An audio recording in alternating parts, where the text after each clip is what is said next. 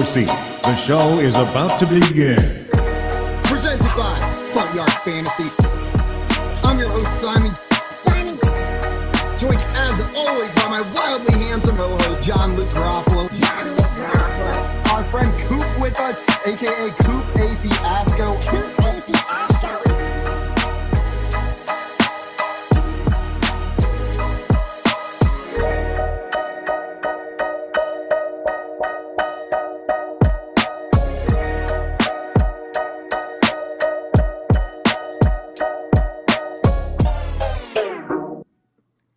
What's up, everyone? Welcome to the Front Yard Fantasy Morning Show here on Better Sports Network. I'm your host, Simon, joined as always by my wildly handsome and recently clean-shaven co-host, John Luke Garofalo. What's up, JL? I'm glad you finally noticed after someone came in yesterday and mentioned it.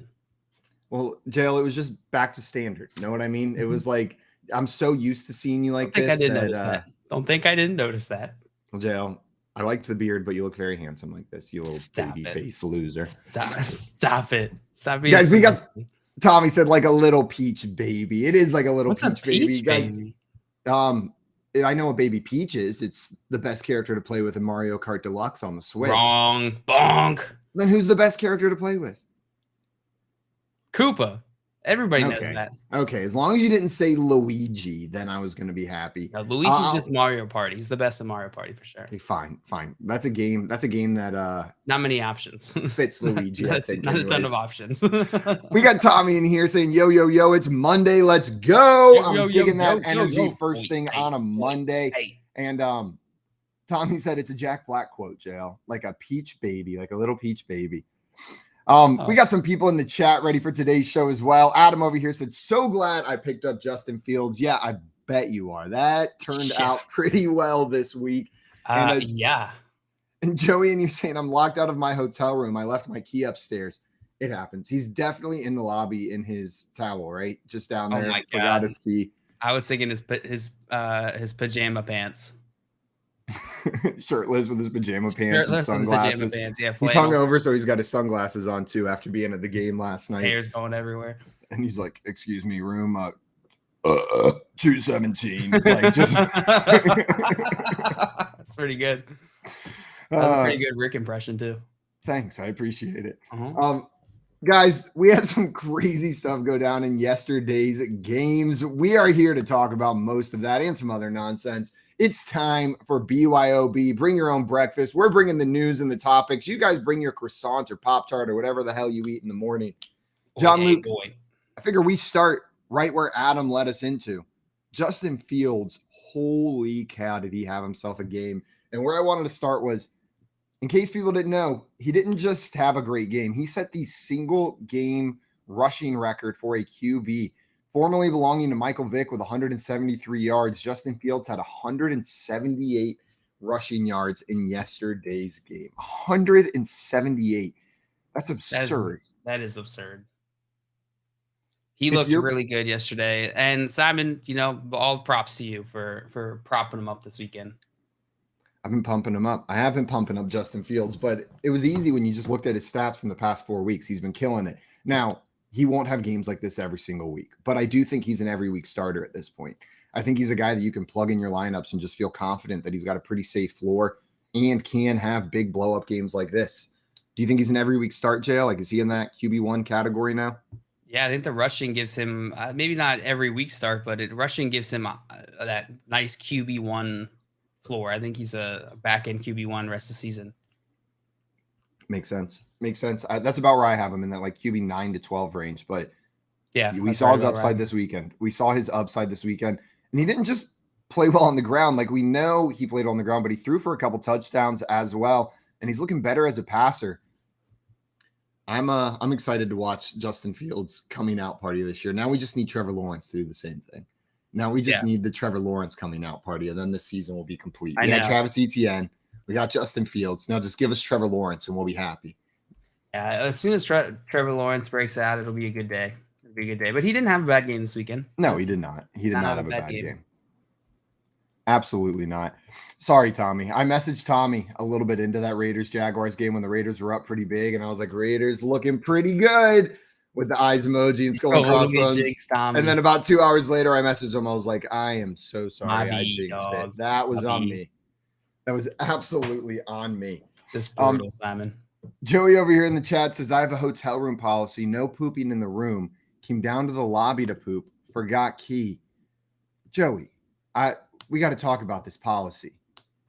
You're paying for that room. You're paying for the toilet. You're paying to poop in that toilet. You don't want the privacy of your own room to take care of your business first thing in the morning. One of the joys of a hotel room is you can roll out of bed and be at the toilet in 3 seconds and not worry about the consequences because you're leaving in an hour. Like you can just blow it up and not even worry about it. But then you go down to the lobby. Unless you're sharing that room with friend and or significant other. And then what do? You blow it up before they wake up, and then they go in there and they're like go in there to use the bathroom to just pee after waking up. They're like dead. Well, you have respect right there. You have respect, and you clean up and you make sure you do a pre-flush before the smell escapes. Stank. You can flush strategically to avoid stank is what you can do. You've never done a strategic flush? I don't know what you're talking about. You never right after you poop, before you do anything else, you don't let it sit there in the bowl and fester in the room. You just flush it right away. Maybe it takes 3-4. Like you're flushing as you you're flushing as you go. Flushing as you go. Yeah. That's such a waste of water. I agree, but sometimes if you're sharing a confined space with people, you do what you got to do. Now, my thing is in the lobby, you don't know every time something comes out, you suck it up with a new flush. That's disgusting. No, it's not disgusting. It's the way to do it. And Tommy said courtesy flush. There is a name for it. Yeah, courtesy flush. See, I'm not making this up. It's a real thing. Courtesy flush. It's a real thing. Courtesy flush the toilet when you fart. It doesn't make the sound. No, that's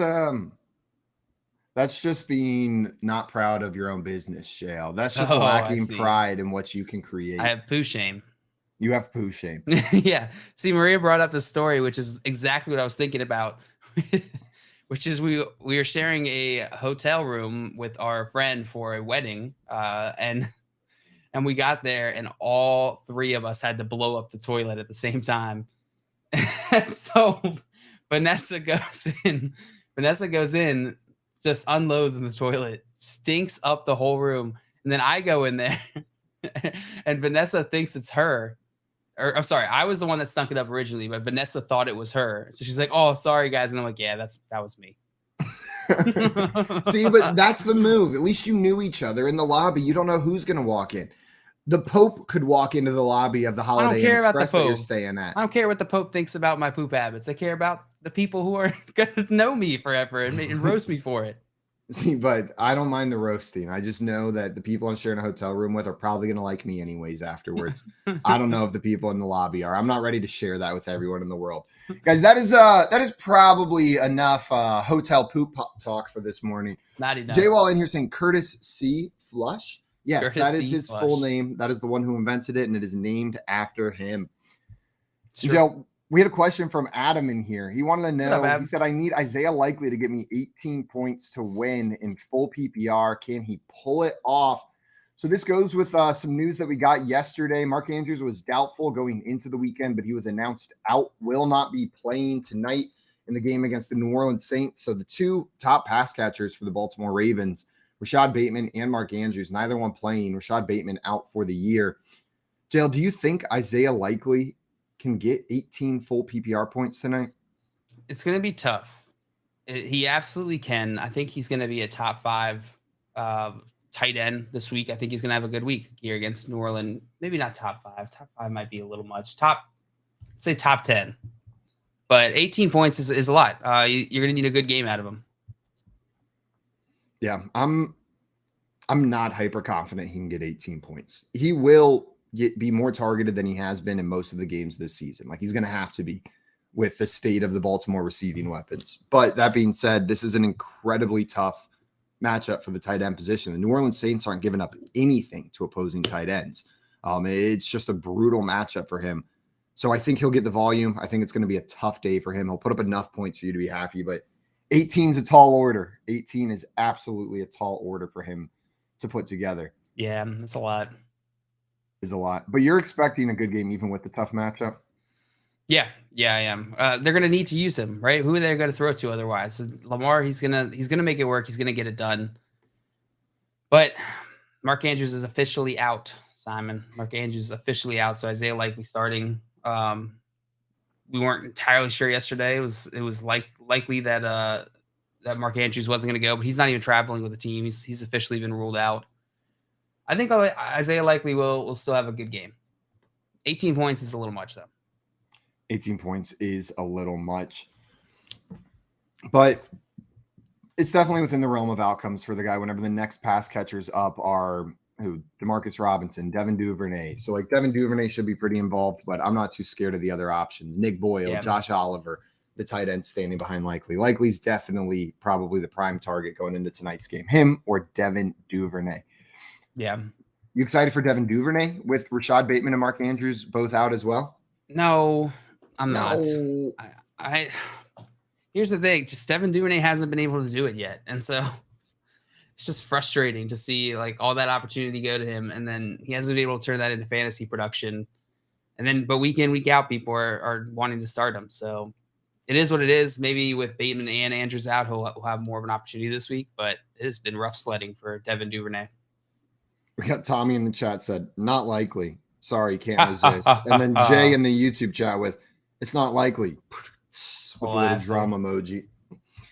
It's never going to stop. It's never going to stop. We got J-Wall.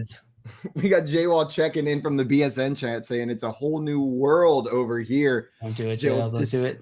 Discovering the BSN chat. Do it, JL. Don't do it. Don't do it. Don't do it. A whole new world. Headphones Disney's off. Not listening to you. Copyright. I'm wait until you're done singing. This video. Can't hear anything. Now you look like. Don't do it. I know you're gonna do it. No, just for everyone watching, I'm done. Not for you, Dale. For everyone else, I'm done. Oh man, did you see Aaron Rodgers yesterday, Simon? Aaron Rodgers was full meltdown. Dude was tilting so hard. He picked up the Windows phone and hung it up like he was like a 7th grade boy who was pissed at his friend for not playing Call of Duty with him that night. Like, oh, come on, man. Hang up the phone. Tyler, you said you would this week. You promised you'd have your homework done in time. Like, it looked like he was pouting on the sideline, Aaron Rodgers. Oh, my God. He said after the game, can't lose a game like that against that team. Well, I don't know, Aaron. Maybe you're the team that that people should be playing that about. Because what a little bitch thing to say. And like, look at the last 5 games. It's not like he has much leg to stand on with this. Like in the last 5 games, yeah, they lost to the Bills and the Giants. We'll call those good teams, but they've also lost to the Jets, the Commanders, and the Lions in that same stretch. Like last 5 games, they've lost all 5 and lost to the Lions Jets, have lost too, but at least they've made it fun. At least they've been fun to watch. Like this whole team has been a freaking wet blanket the whole season. It's not fun to watch. Even I don't know, did you see this? Like Lil Wayne was on Twitter. He said, RIP to the season. We should have gotten rid of 12 before the season. Just completely done with Aaron Rodgers. God, to get like roasted by Wayne on Twitter like that has got to hurt a little bit, right? To get off the field and that's what you see. Load up your phone. Tunchi's just going in on you. Yeah, it's rough sledding for Aaron Rodgers. Do you think he's done? Is this it for Rodgers? I don't know. I could see him. He's the type of guy that's got the pride. He's got the ego that like I could see it not letting him go out on this note. You know, I could see him trying to go do a little revival, maybe somewhere else. It'd be hard to see. It'd be hard to imagine him just retiring on this one. Just knowing his personality. What do you think? If he can't get on a new team, I can see it though. Like, and I'm going to take a different route, but honoring the same personality. I think he's a baby who doesn't like losing, and he's pretty mad right now. And I also think the Packers organization hasn't done him any favors to prevent him from losing, right? They've kind of wasted his prime years. He's pissed at them. He's pissed that things aren't going his way, and he retires. Like, that's definitely an outcome I could see for Mr. Rodgers, because he did not look happy out there on the field yesterday. No, he did not. And Keith said, I take offense to you lumping the Jets in with bad teams. Honestly, he's not wrong. He should take offense. You're right. They beat the Bills yesterday. They're 6-3. You're Jets right. That's now. On me. That's on me. I should not have lumped the Jets in with the bad teams. The Jets are a good team. They are a good team, even with Zach Wilson at quarterback. Maria adding commentary to the wedding poop story where she said it was in the AM after the wedding and we left right after. Yeah, that's the move. Yeah, we dipped. We got out of there quick. I think I used the lobby that morning too. Now, I will say I love a hotel lobby when you're not staying at that hotel to use the restroom. Like if you're wandering around a city and looking for a bathroom to use, like if you're a tourist in a major city and you're walking around, go into a hotel lobby, just act like you're staying there. No one's going to stop you. There was a different person at the front desk when you checked in, and you head straight to the lobby bathroom and you got free reign. And it's always clean. It's always My nice. brother used to do that with the bathroom and the continental breakfast. He would go when he would like road trip, he would go and then just sleep in his car in the parking lot of a hotel. And then in the morning, wake up and walk in, get some continental breakfast, use the bathroom, and then keep driving. Oh, I don't steal breakfast. I just poop in their toilet. But he does that's both. a good He did tip. both. Guys, life pro tip. If you're looking for cheap breakfast, steal it. Steal. And then that's the cheapest breakfast you can get. It's complimentary. It's continental. That's what it means. It reminds me of some advice one of my friends gave me. I was telling him I was trying to eat healthier and that like I was like, but man, bell peppers are so expensive. And he was like, I've got a tip. He's like, I've got a tip. He's like, go to the self-checkout, get 5 peppers, and then whenever it asks you how many, click 2.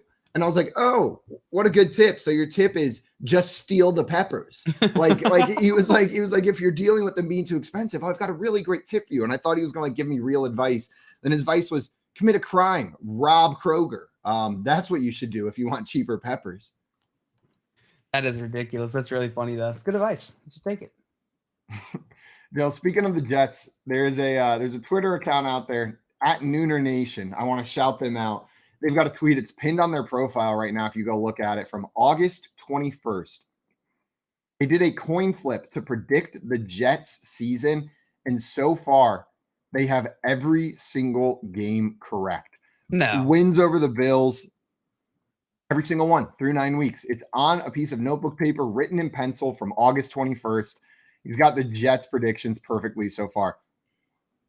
And they've got them like through, they did the full thing into the playoffs, through to the AFC Championship, and then losing in the AFC Championship with an 11-6 record to end the regular season.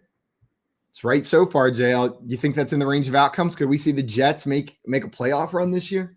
I think we absolutely could see the Jets make a playoff run this year. That division is, honestly, it's close.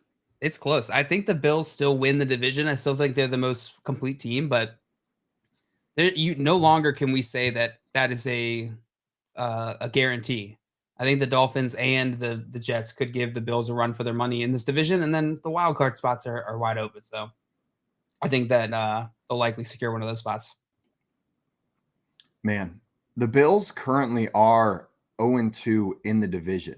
So they've won every game except against the 2 division opponents they faced, the Dolphins and the Jets now, with those 2 losses, which is interesting. They're taking care of business outside of division, but they cannot beat their interdivision teams.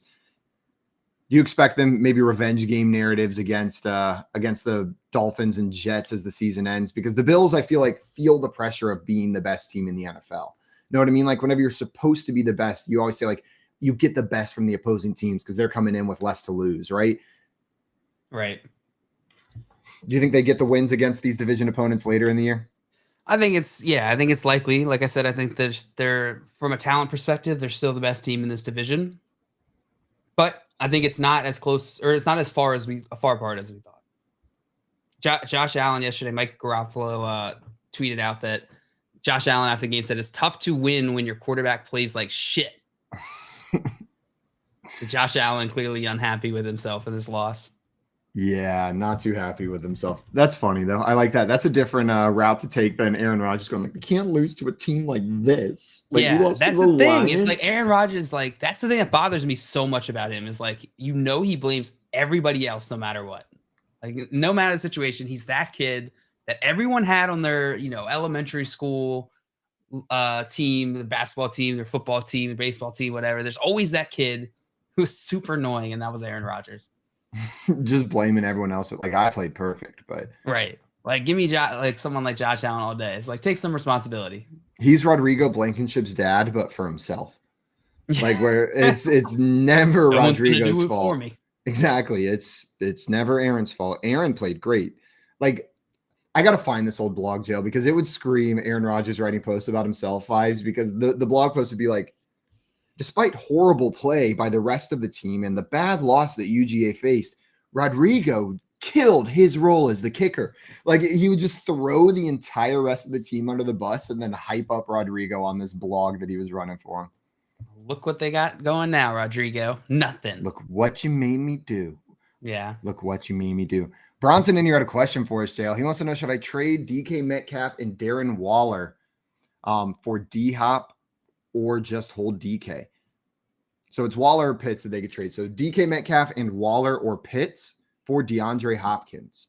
Would you be making that move? That is a tough question. D-Hop or DK, Simon, rest of the season? Who would you rather have? D-Hop. By how much? If you were drafted today, where would be the round difference? Man, probably one round, but they're going to be close, probably less than a round, but not like in the same 3 picks. I think DK's elevated himself quite a bit, and now that D-Hop's back from suspension and been killing it, we can be pretty happy with him in there. I'm with you, Simon. I think they're about a round different, and to throw Waller or Pitts in there seems a bit like an overpay. You can make the argument that they haven't been playing well and that you just want to get rid of one to upgrade. In that case, that'd be okay, but yeah, it feels a little rich just looking at it. I think I'm doing it, especially since you have both of those guys. Since you've got both of those tight ends, you're fine sending one of them away. Which one would you send away, Waller or Pitts? Probably Waller. Yeah, Pitts has been getting the targets recently, and this Raiders offense is a little bit hard to trust right now. So I'm sending away Waller as well and holding on to Pitts, hoping that he keeps on getting the volume and that it turns into something. Usually, I see Jolly Ranter in the chat. Good morning, Mom. Welcome in. Good morning, Mama Grunewald. Bronson also wanted to know, is Amon-Ra St. Brown going to bounce back? So, Jail, Amon-Ra St. Brown, there were high expectations for him going into this week. He was fine. Not great, though. We didn't see a game that helped you win your fantasy weeks from him. Do you think we're going to get a bounce back from Amon-Ra St. Brown? Yeah, absolutely. Absolutely. This team is it's going to run through Amon-Ra St. Brown. He's going to have weeks where he doesn't get you those 35 points or whatever. He's a wide receiver. You see these types of games from wide receiver. He still got 9 targets, 4 receptions on 9 targets, 55 yards. There were no touchdowns or no massive plays this time. So variant struck, and he'll bounce back for sure. Absolutely. It's exactly what you said, Jail. He's getting the volume, and we know he's talented. It was a bad game. Look at this as a positive that he's still getting 9 targets, right? That is a definite positive thing going on. We got Tim in the chat with the Go Fins. Fun weekend to be a Fins fan. Maybe not if you're a fan of high quality defense, because there were a lot of points scored in that game. But if you're just a football fan or a Fins fan, you had a ton of fun watching that Dolphins Bears game. Is there a better, as a Dolphins fan, that game had to be perfect because you got to see a record breaking performance from Justin Fields, and you got to watch your own team win. Know what I mean? It's even though you got to watch some player make history on the other team, so you still got the joy of getting to watch that because it didn't matter. They lost anyways. Yeah, I get that. It's fun, right? Tim is allowed to enjoy Justin Fields breaking that record now instead of it being yeah, well, of course they beat us. Justin Fields set the single game rushing record. Know what I mean? Instead of it being a bitter moment, it's and we beat them in spite of that. And we still won. And we still won. We still won. Bronson, did you see Coach Mike McDaniel yelling at Justin Fields to stop it? Yeah, I did not see it, but Jay brought that up yesterday. I need to go back and find that video because that's funny. Justin Fields laughing as he walks off the sideline. The Mike McDaniel just saying, "Can you stop it?" And Tim said watching Fields scramble was still a little hurtful. That 61-yard touchdown run was a thing of beauty. I looked up. I was watching Red Zone, and I looked up, and I assumed because it was showing on Red Zone that they were in the red zone, right? And then it panned up, and there was the rest of the field. There was still 50 yards in front of them, and I was no way is Justin Fields going to run this all the way in, and they couldn't get him. It was beautiful. Just kept running. JL, do you think you could sprint 61 yards to score a touchdown if I was chasing you? Yes. You think you could beat me? Yeah, if I at least have 2 days of rest beforehand. 2 days of rest. How much rest do you need afterhand? A lot. Is afterhand a word? Yes. Or am I supposed to say afterwards? After hands. Afterhand. What does beforehand even mean? Where does that come from? That's a good question. Was there something that the hand had to precede? We are something? all about we have a linguistic discovery each week on the show. Last week it was the difference between un and in. Yeah. What were we One talking comes about? from a Latin root and one comes from a Germanic root. Germanic root versus a Latin root or something like that. Now, Tommy, can you let us know where beforehand comes from? You're our linguistics expert here. It's true. Beforehand. True. You say Bronson had a question? Yeah, we answered it. No, we didn't. He's got a new one. He said Pitts or Dalton Schultz rest of season. John Luke, if you had to go Pitts or Dalton Schultz rest of season, where are you going? I'll go Pitts. What about you, Simon? It's close, but man, Pitts got 7 targets yesterday. I know. I'm trying to wash off the bad feelings from Pitts. The Pitt stink. I'm trying to wash off the Pitt stink from the beginning of the year. But I think it is Pitts. He's been getting the targets recently, and I think Arthur Smith's trying to save his job. And Kyle Pitts is going to be a great part of him saving his job. What's his target totals the last 3 weeks? 5, 9, 7. Like, you're pretty happy with that if he's going to get in that range, like the 5 to 10 target range. I know that's a big range. Schultz and him are pretty close. Yeah, Schultz had a pretty good week as well. If Schultz can stay healthy, then yeah, I think that he'll surpass Pitts, but it is close right now. I'll roll with Mr. Pitts as well. Dale, there was a tweet that came out yesterday from StatMuse saying that the Rams have been outscored 71-10 in the fourth quarter this season. 71-10 in the fourth quarter. This Rams team is falling apart at the end of games. That's insane. That's insane. The Rams are the hit. You think this is just a Super Bowl? What's it called? Super Bowl hangover, Simon? No, they were mentioning on the broadcast yesterday. I think this is a team that really leveraged their future for a Super Bowl, and they're feeling it. They said they haven't drafted an offensive lineman in the first 75 picks since 2015. Wow. Since 2015, they haven't drafted an O-lineman in the first 75 picks, and their O-line is bad. Their O-line is terrible. Sean McVay can get cute and design cool plays to disguise that and still get the ball downfield, but it's not going to work every single time. Matthew Stafford's still feeling that pressure. They can't quite get the run game going either. It's rough. I think this team sold their soul for a Super Bowl, and they're feeling the backlash of it. At least they got the Super Bowl. Exactly. No regrets. I think it was also exactly the right call. Yeah, I'm with you. Joey here saying smash that fun button for Rams poop in the bed in the fourth quarter. Yeah, smash that fun button for poop in the Rams bed. I see Brian in the chat said Fournette and Judy for Dameon Pierce. Yeah, I would make that trade. You, Simon? Man, it feels kind of rich.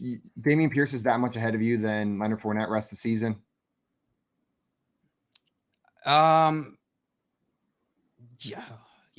he is. And I just don't trust Jerry Jeudy week in, week out. Yeah, I think I'm making this trade as well. Dameon Pierce has elevated himself into that every week start kind of player. JL, do you think he is a top 12 running back at end of season, Dameon Pierce, with the work that he's getting, even on this Texans offense? Yep. How high up do you got him? What's the ceiling for this guy? I think right around running back 10 to 12. Yeah, I think that's a perfectly fine range for him. Joe, did you see the almost play of the season by Austin Eckler yesterday? Yes. Oh my God. It was so close. I was jumping through the roof. He gets slung to the ground over his body, and he's got the wherewithal to not let his knees hit the ground as he gets turned over, plant a hand, get up on his feet, and just take off down the field. I thought for sure it was a touchdown. Then they showed the other angle, and it was just by the skin of his elbow. If he had elbow reduction surgery, that would have been a touchdown. Elbow reduction surgery would have done it for sure. Yeah, it was so good. The defenders just had no idea. So he just kept going. But yeah, he was down. I mean, in the defender's defense, he was down. So their reaction was correct.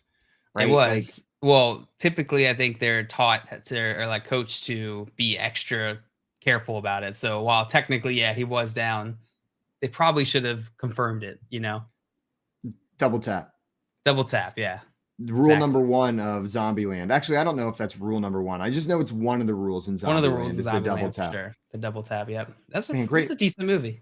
It's a fun movie. I'm not going to sit here and act like it's a cinematic masterpiece, but that was a very fun movie. Yeah. I think I've told you about the best way to watch that movie before, right? Tim and I discovered it. Maybe. I meant to download Zombieland, but I accidentally downloaded Adventureland. This was in college.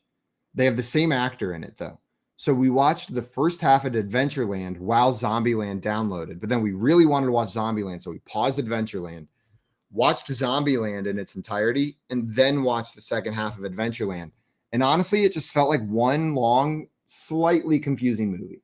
Like there were some plot holes for sure when you just shove Zombieland in the middle of Adventureland, but overall, it works. I think it's the best viewing experience for those movies. Huh. I had no idea. It's like a Zombieland sandwich. Right at the halfway point of Adventureland, just pause it and go straight into Zombieland.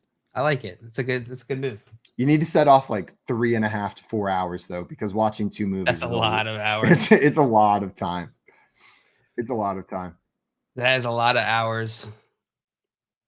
There was another catch yesterday that made me.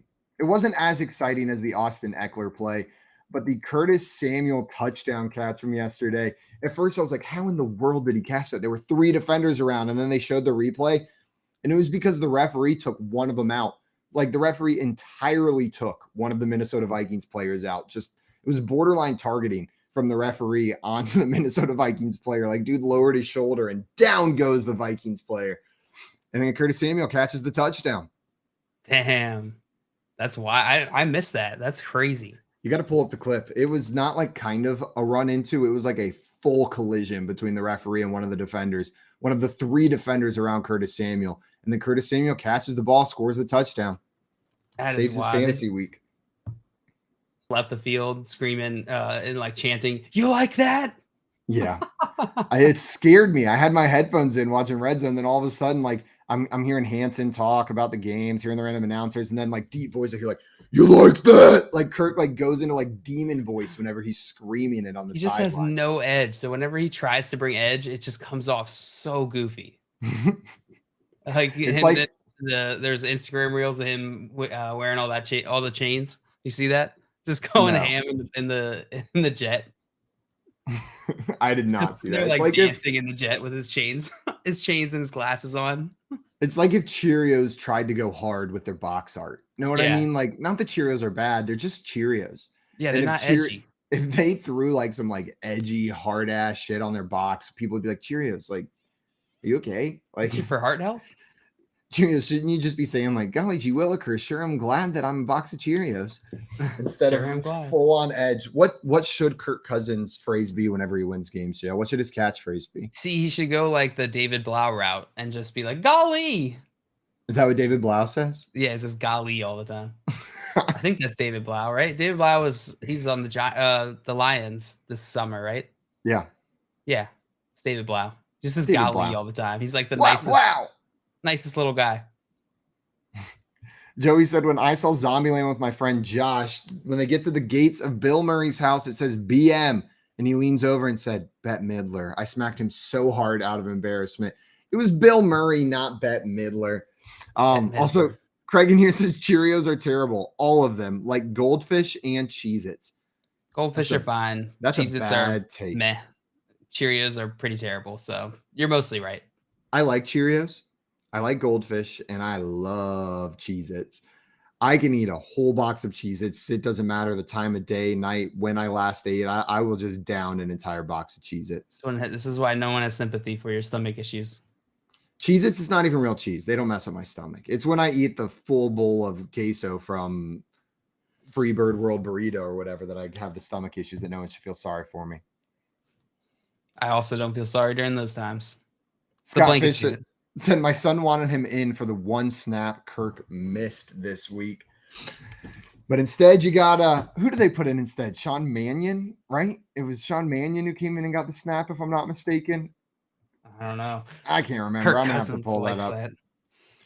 That's hilarious. Oh, it was Sauce Gardner had a pretty good game. Sauce, yeah. I mean, the Jets are just they're just hitting on their picks, right? Like it's working out for them. Sauce, you think Sauce is the best first round pick? Who do you think the best first round draft pick this year was? That's tough. Sauce is probably in contention, right? Who else would we put up there? Aiden Hutchinson had himself a day yesterday for the Lions. That interception, he looked good. He had himself a day for the Lions. I'm trying to look through this. Aiden Hutchinson at number 2 was probably a good pick. Man, the Texans, like Derek Stingley's been good, right? Derek Stingley's had a good season so far. But I think the Jets were jumping out of their pants when Sauce fell to them at 4. And they were right for jumping out of their pants when Sauce fell to them at 4. Scott said Aiden Hutchinson. Then he said Sauce Gardner. His son said Gardner. So Ian going with Gardner. Scott Fish going with Aiden Hutchinson. I think those are the top 2. Yeah, I was just scrolling through the first round right here, seeing if any other ones stuck out. I think it is those 2 guys. And I'm going to agree with Ian here, and I'm going to go Sauce Gardner. I think Sauce has been the best pick so far. Hey, tell us who you think is the best draft pick so far in the chat. Let us know. First round draft pick. We can get first later, round draft pick. Yeah. First round draft pick. Somehow Sauce is a value at 4. You know what I mean? Like dropping to 4 was a value. Yeah, he's just played out of his mind. Keith in here saying Sauce is so good. Every pass defended looks like a pass interference, but it's not. He's just so good. Like you think there's no way he could have defended that without it being PI. Then they show the replay and he's just on top of his game. Yeah. Tommy said saucy pants. Yeah, Jets fans getting a little bit of saucy pants whenever they're watching Sauce out there on the field. Yeah. And he looks fantastic. He's shut down. He's given Josh Allen a run for his money yesterday. Man, how cool also to have a nickname. 1, as cool as Sauce, and then 2, so proliferated that when you go to like the NFL official draft website, it has your name as Sauce Gardner. Like you're so good. I said it around the draft time where I was just like, man, I don't know that there's a better nickname than Sauce. Like it's such a good nickname. It's a solid nickname. Yeah, I was trying to think of a better one, but I can't pull one. Keith said Cream. Yeah, Cream is a better nickname, Keith. You're right. We'll start calling you that since you think it's a better. Keith's name is now great Cream. Suggestion, Cream. Great suggestion, Cream. Ugh. Don't like that. Oh, no, I don't like that either. I do not like that one bit. Romeo Dobbs got injured this weekend, Simon. He's carted to the locker room with a leg injury. My team's continually just dealing with injuries on my wide receivers. Injuries suck. Injuries do suck. This weekend was, if you weren't a Packers fan, not too bad for injuries, but there were a couple pretty bad ones. Aaron Jones, we're still waiting for the update on that, and Romeo Dobbs. It did not look good. Man, do you think that's what's going on here with the Packers, or are the problems deeper? Is it just the lack of receiving options? I think it's deeper because they've done pretty well with lack of receiving options in the past. Even when Devontae Adams wasn't playing, but he was on the team still, they've been able to put it together. They just look like a terrible team. That Aaron Rodgers doesn't look like has a connection really with anybody on this team, not just the wide receivers. Allen Lazard's the one who's doing the best, and even he's having his struggles, right? Yeah. He had a decent game yesterday, though. I avoided starting him in most places just because of the injury. Generally, when a player's coming back from injury, if I can avoid starting them, I will, unless there's exceptions, right? Depending on how they handle the rehab, how they handle them coming back. If there was a bye week right before, if they held him out one extra week, like then I might be more willing. But whenever players just coming back from injury, it's scary to start them. I had other options, so I left Lazard on the bench. But now it's full go ahead for Allen Lazard. I think he's probably the player I'm most confident starting on this Packers team. Like, is there a player you're more confident starting? Maybe Aaron Jones, but Aaron Jones is injured. Yeah, I think it's Lazard. I think you're right. He's done solidly, and he's averaging like 8 to 10 targets a game. So that is exactly what you want to see out of a wide receiver, especially on this Packers. Usually on this Packers offense, that's a good thing.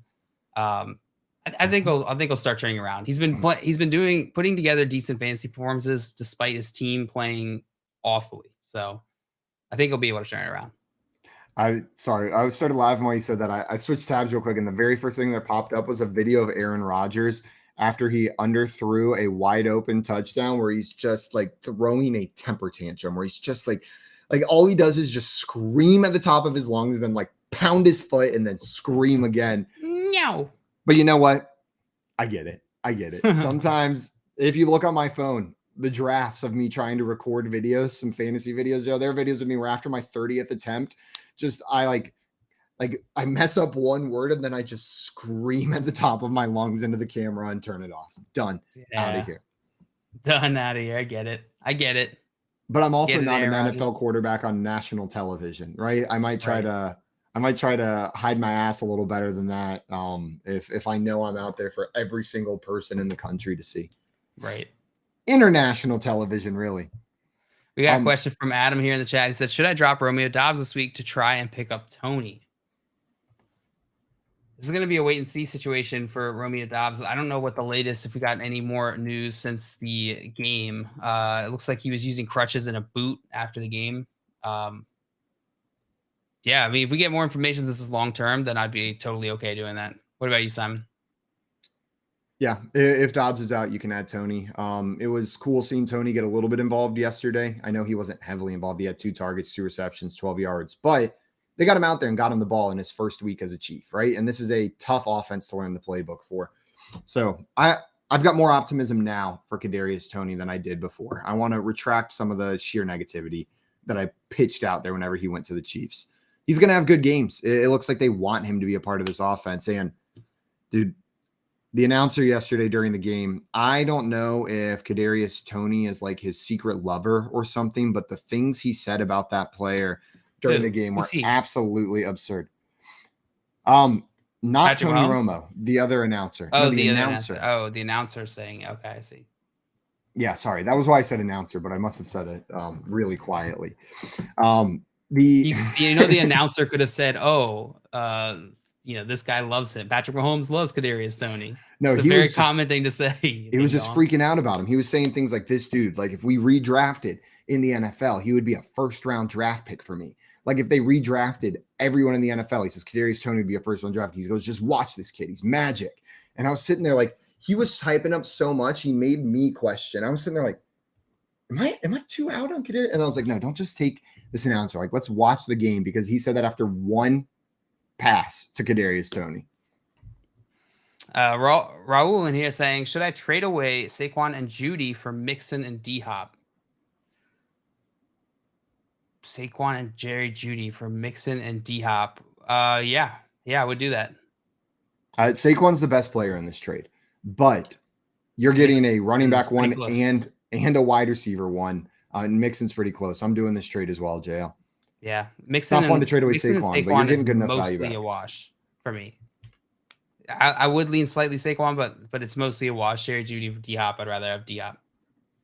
Man, I think I lean like Saquon's a decent bit of. I know Mixon just had that huge week, but it's been pretty rough sledding for Mixon from an efficiency standpoint. Like he's gonna have more games where you're not thrilled you plugged him in. Saquon, I think, is an every week go. Like Saquon Barkley's a monster. But that being said, this trade is still great because Judy to D-Hop is a massive upgrade. You're going from like a wide receiver 2, wide receiver 3 to a bona fide wide receiver 1. Is Joe Mixon on an every week start for you? Joe Mixon is usually an every week start, but we've gotten questions where he was a bench. I just mean Saquon is a slam dunk RB1. Joe Mixon's going to have weeks that aren't RB1 weeks, probably more often than Saquon Barkley, just due to the weakness of that offensive line and his inefficiency. I gotcha. But with Chase out, maybe he stays more involved in this receiving game. 5 targets yesterday was pretty good. You're pretty happy with that. Yeah, and that's, relatively, that's average or lower than average on the season for him. He's been getting a lot of 9, 7, 6 target games throughout the season. It's been pretty consistent receiving work. Doing his best Austin Eckler impersonation, being one of the heaviest targets over there. Maybe. Guys, coming up, we are going to break down this Sunday night football game a little bit further, and then we've got some hogs and logs for you as well. The return of our new game, Fast Guy Quick Time, is coming up a little bit later today as well. And then we've got our Monday Night Football prop bet draft and a new segment we are calling Superlatives towards the end of the show. Right now, you're listening to the Front Yard Fantasy Morning Show here on Better Sports Network. Front Yard Fantasy, weekday mornings at 7 Eastern on Better Sports Network. There was a tweet about the refs that had me kind of cracking up the other day because somebody was like, we have the technology to track the ball down to a centimeter and figure out, what speed these guys are running on the field. Yet somehow we still mark the ball by That's my favorite. a 60-year-old dude eyeballing it, and then we run over with literal chains and measure it. It's like, you think we can probably get that figured out. The least precise way to measure something, and then immediately following that up with a super precise way of measuring something. Yeah, it's like we have Like if you're a millimeter short of that chain that they bring out there, that they ran out it as best they could in a straight line. But if you first they just go here, and then they grab the chains and they run in the straightest line possible. But then if you are 1 millimeter short with that football, doesn't count. Sorry. Couldn't have been human error. You're just short. That's exactly. And they bring out the index card or whatever. Meanwhile, they have satellites in space tracking how fast Brandon Ayuk ran on an end around. But we can't. And I can see that number live while he's doing it. Like I can see every player's speed on the screen live. I love that. It's and not to mention that dude's trying to make the spot, and the player always tosses the ball right into his face. Right? He's coming over to spot it, and it's every other time the player just here you go. Here's another thing to juggle. On call with Dr. Roto. If the Giants don't win another game this year, A, I'll be shocked. But B, I'll still think that they're better than they were with Joe Judge. Much better. Because I think Brian Dable's got a lot out of this team already. And I'm seeing what this team could be. See, that's the problem with owners and general managers. I see Nathaniel Hackett and I see a guy who can't get it done. I see Matt Rule and see a guy who never should have been hired. Disaster right away. Sometimes a good coordinator in the NFL is better. I don't even say sometimes. Most of the time, a good coordinator in the NFL is better than a college coach, because the NFL coordinators, they know the system. They've been there. They've played. They've been around it. For the life of me, I don't know why Eric Bieniemy hasn't gotten a job yet. Deuce Staley is going to get a job. Somebody's going to hire that dude. When you've been around the game, you understand it. These college guys come, they don't know it. Join the show with one touch of a button. It's Sports Talk 3.0 on Better Sports Network.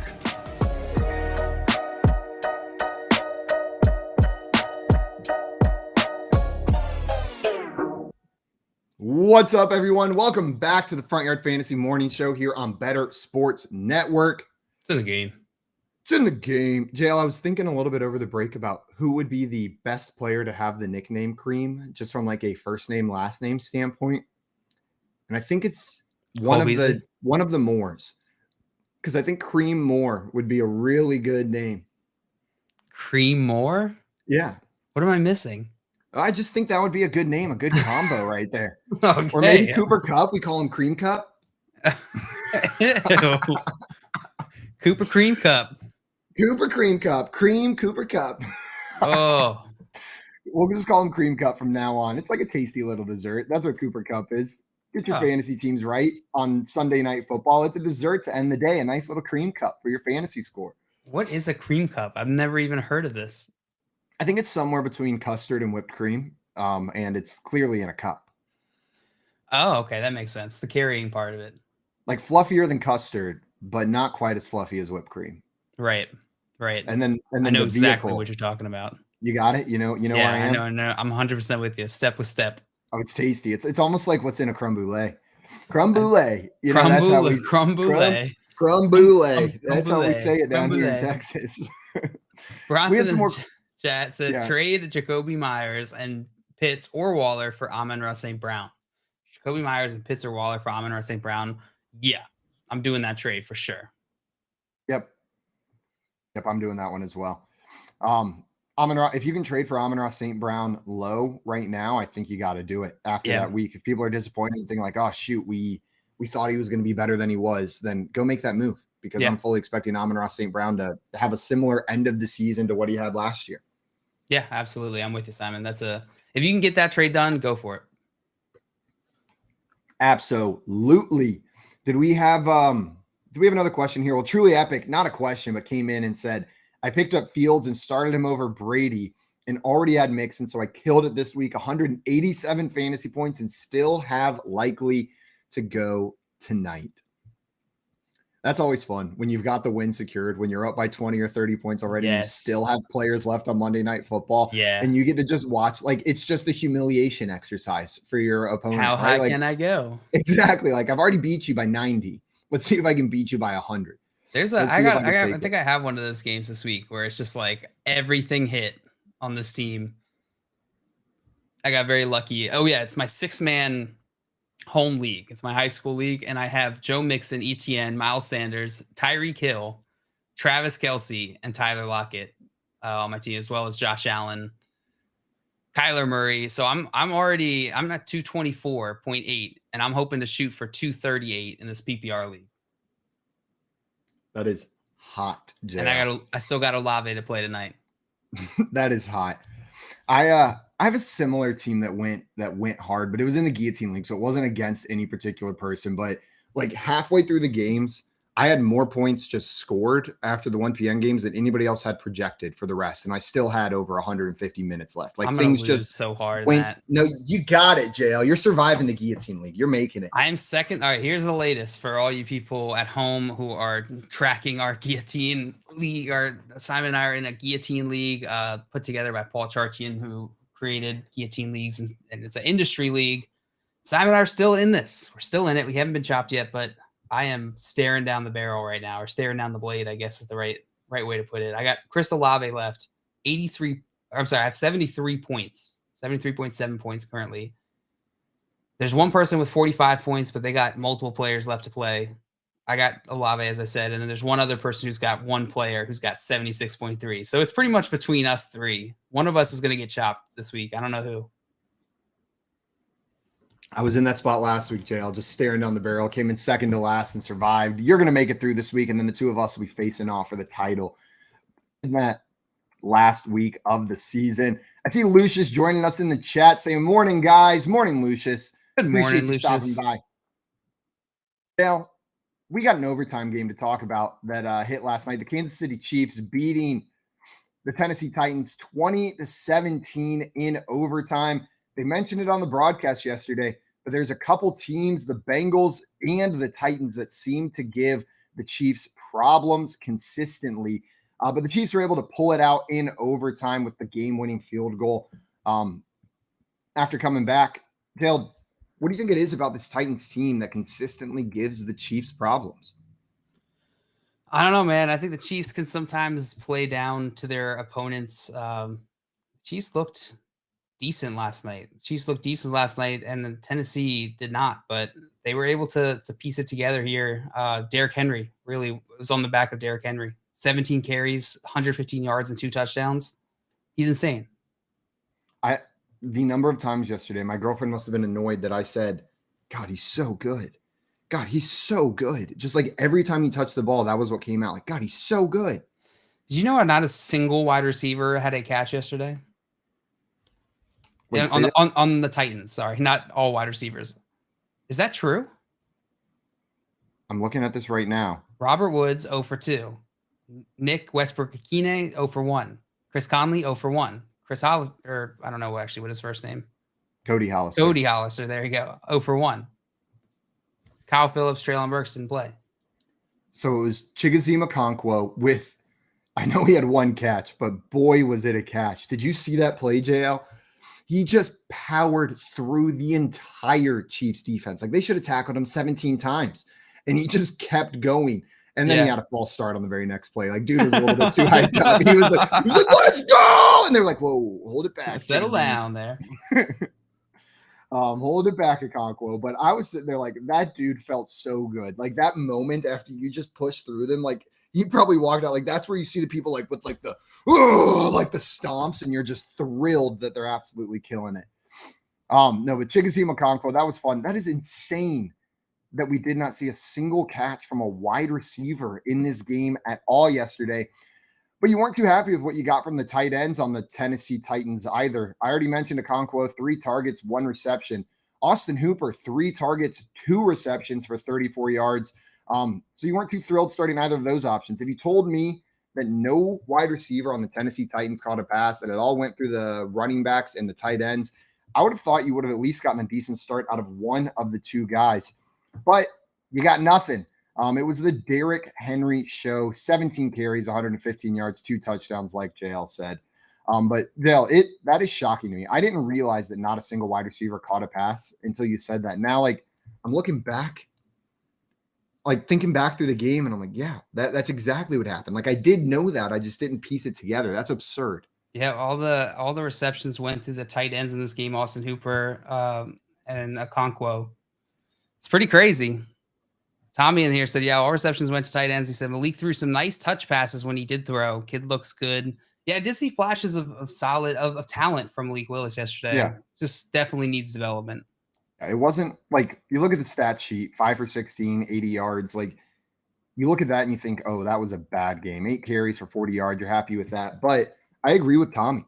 Like, I saw the things that made him a 3rd-round draft pick yesterday. He had that.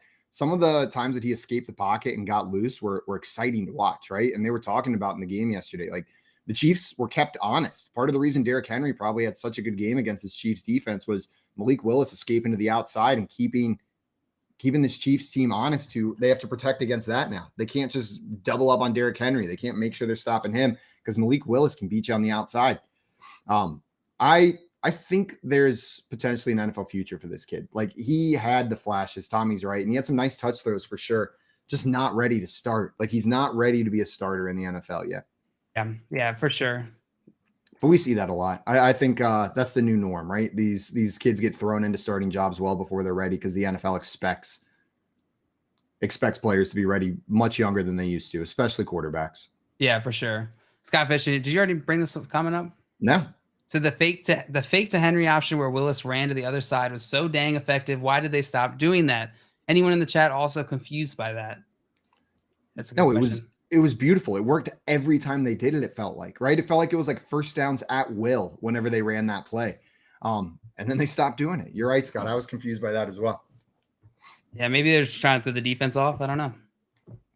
It's a good question. We talked about it yesterday about how there potentially not being any startable receiving options on this Tennessee team, especially when Malik Willis is the starting quarterback.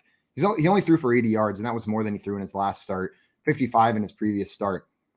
Ryan Tannehill, if he comes back, gets this starting job, which I assume he will be the starter whenever he's healthy. Are there any receiving options on the Titans that you're starting? Is Robert Woods startable? Is Westbrook Ikine startable?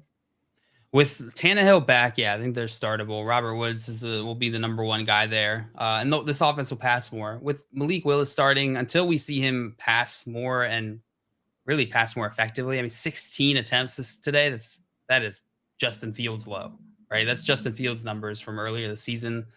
You just can't sustain like fantasy receiving options like that. So until Ryan Tannehill comes back, I doubt we see those attempts go up. But once he does come back, I think we will. Man, Tannehill's not really the running guy. When Malik will, I mean, he's got a little. He runs some, but I'm saying like it's not like he's not Malik Willis. He doesn't rely on running, which in turn causes him to throw less. He throws like an average amount. And they trust him throwing the ball a little bit more as well, right? Like they've got a little bit more trust in Ryan Tannehill chucking the ball around out there. Right. Dustin wants to know, should they go back to Tannehill? Won last week and went to overtime against the Chiefs. Yeah, I think they should go back to Tannehill. I think Tannehill's the better quarterback right now. JL, do you think so as well? Yeah, I think they need to develop Malik Willis a little more. And you got to remember, too, is like every time Malik Willis is starting, that's pressure on him.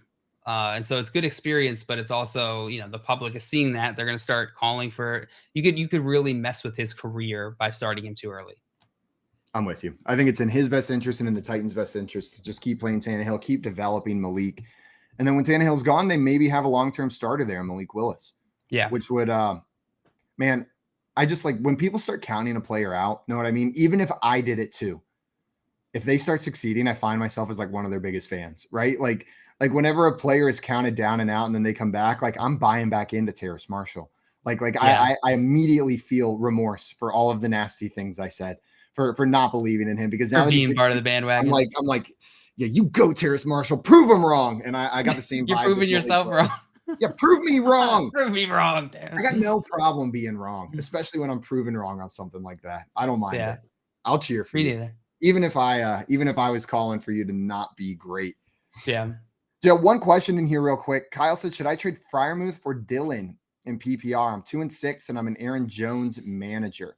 So the 2-6 and Aaron Jones manager want to know if they should trade Pat Freiermuth, tight end for the Pittsburgh Steelers, for AJ Dillon, running back for the Green Bay Packers. This is going to depend on your team a bit. I have Kittle as well, if that changes anything. Kind of changes things. In which case I'm okay. I'm a little more comfortable trading Freiermuth away. AJ Dillon has not really been a major factor in fantasy. So that's kind of where my underwhelming sense comes from, is like, are we going to see this change with Aaron Jones injured? We likely will. So I'm okay with this trade. I don't even care that AJ Dillon's been underperforming. Freiermuth is a very replaceable level tight end, and AJ Dillon, if Aaron Jones gone. Claypool's gone. But they've got Kittle. Know what I mean? Like, Freiermuth is there just in case Kittle gets injured. Yeah. You can pick up guys off the waiver wire to get decent production at the tight end position. It's going to be hard to find a running back on the waiver wire with the workload that AJ Dillon should have if Aaron Jones is out, right? If Aaron Jones misses time. So I think this is a slam dunk trade, Kyle. I'm making this for sure. Yeah, I don't know that. I think like the volume for Freiermuth is a difference maker for me in terms of like, he's not just replaceable in the sense that you can just drop him and pick somebody else up. You know what I mean? Yeah. Like, I think he has solid value, and he's trending up with the Claypool trade. That's even more volume for him. He's the second most targeted player yesterday, next to Deontay Johnson, which is promising for tight end. You're right. Maybe I'm underselling like the separation between Freiermuth and the other tight ends that you could pick up off the waiver wire. I guess what I'm saying is I would rather just pick up guys off the waiver wire at the tight end position than at the running back position if Aaron Jones went out, especially if you have Kittle. Yeah. No, I'm with you. I think, I'm with your reasoning there. So I'm making that move. Guys, coming up, we got some hogs and logs to run through with you guys, and then we're going to play our new favorite game, Fast Guy Quick Time.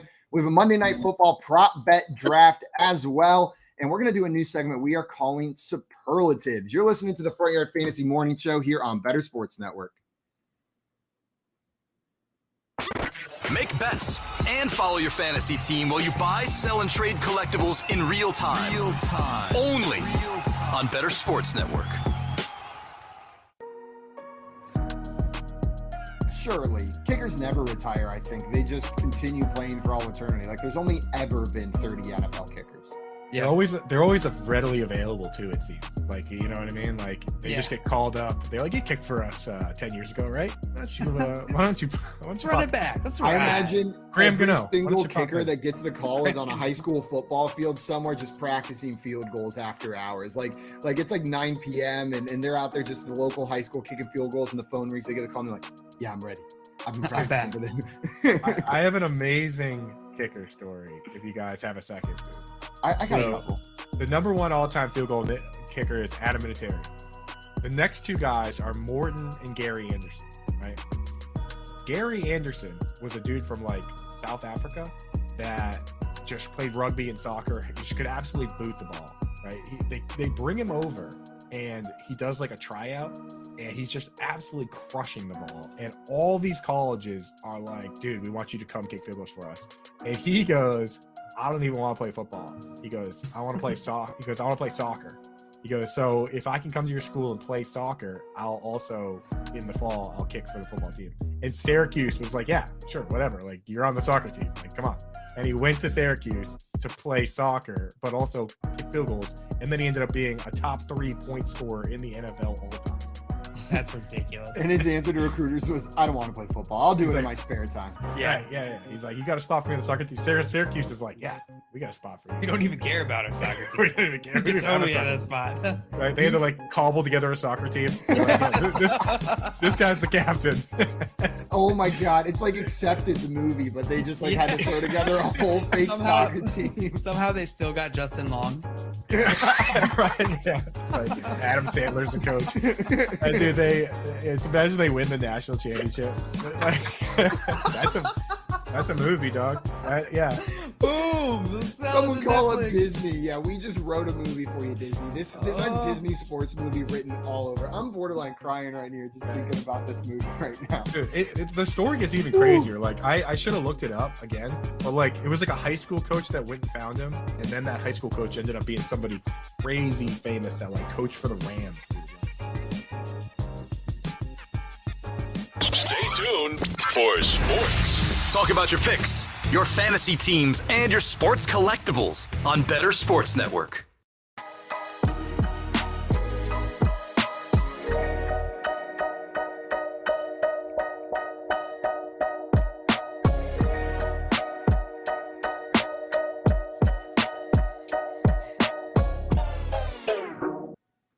What's up, everyone? Welcome back to the Front Yard Fantasy Morning Show here on Better Sports Network. Joining us now and for the rest of the show is another member of the Front Yard fam, our friend Jay Felicio. What's up, Jay?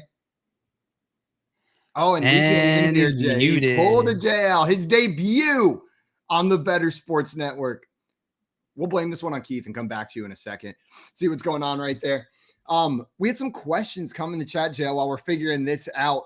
Scott Fish came in and wanted to know 10.4 from Olave tonight. Does it happen?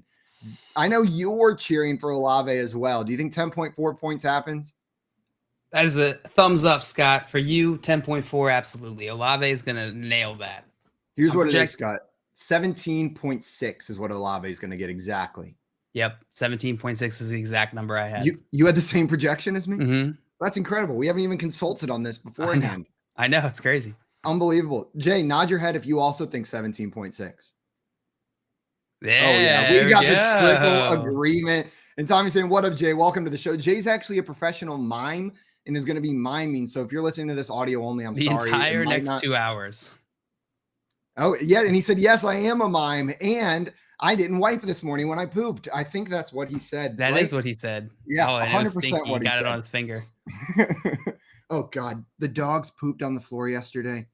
Someone had diarrhea all over the floor, Jail, and I legitimately vomited cleaning it up. Like, not even kidding. All over the floor, too? No, in the bathroom. I put it in a towel. Like, I squeegeed it all up in a towel. Then I brought the towel to the bathroom, and I was, like, cleaning it off under the faucet. Disgusting.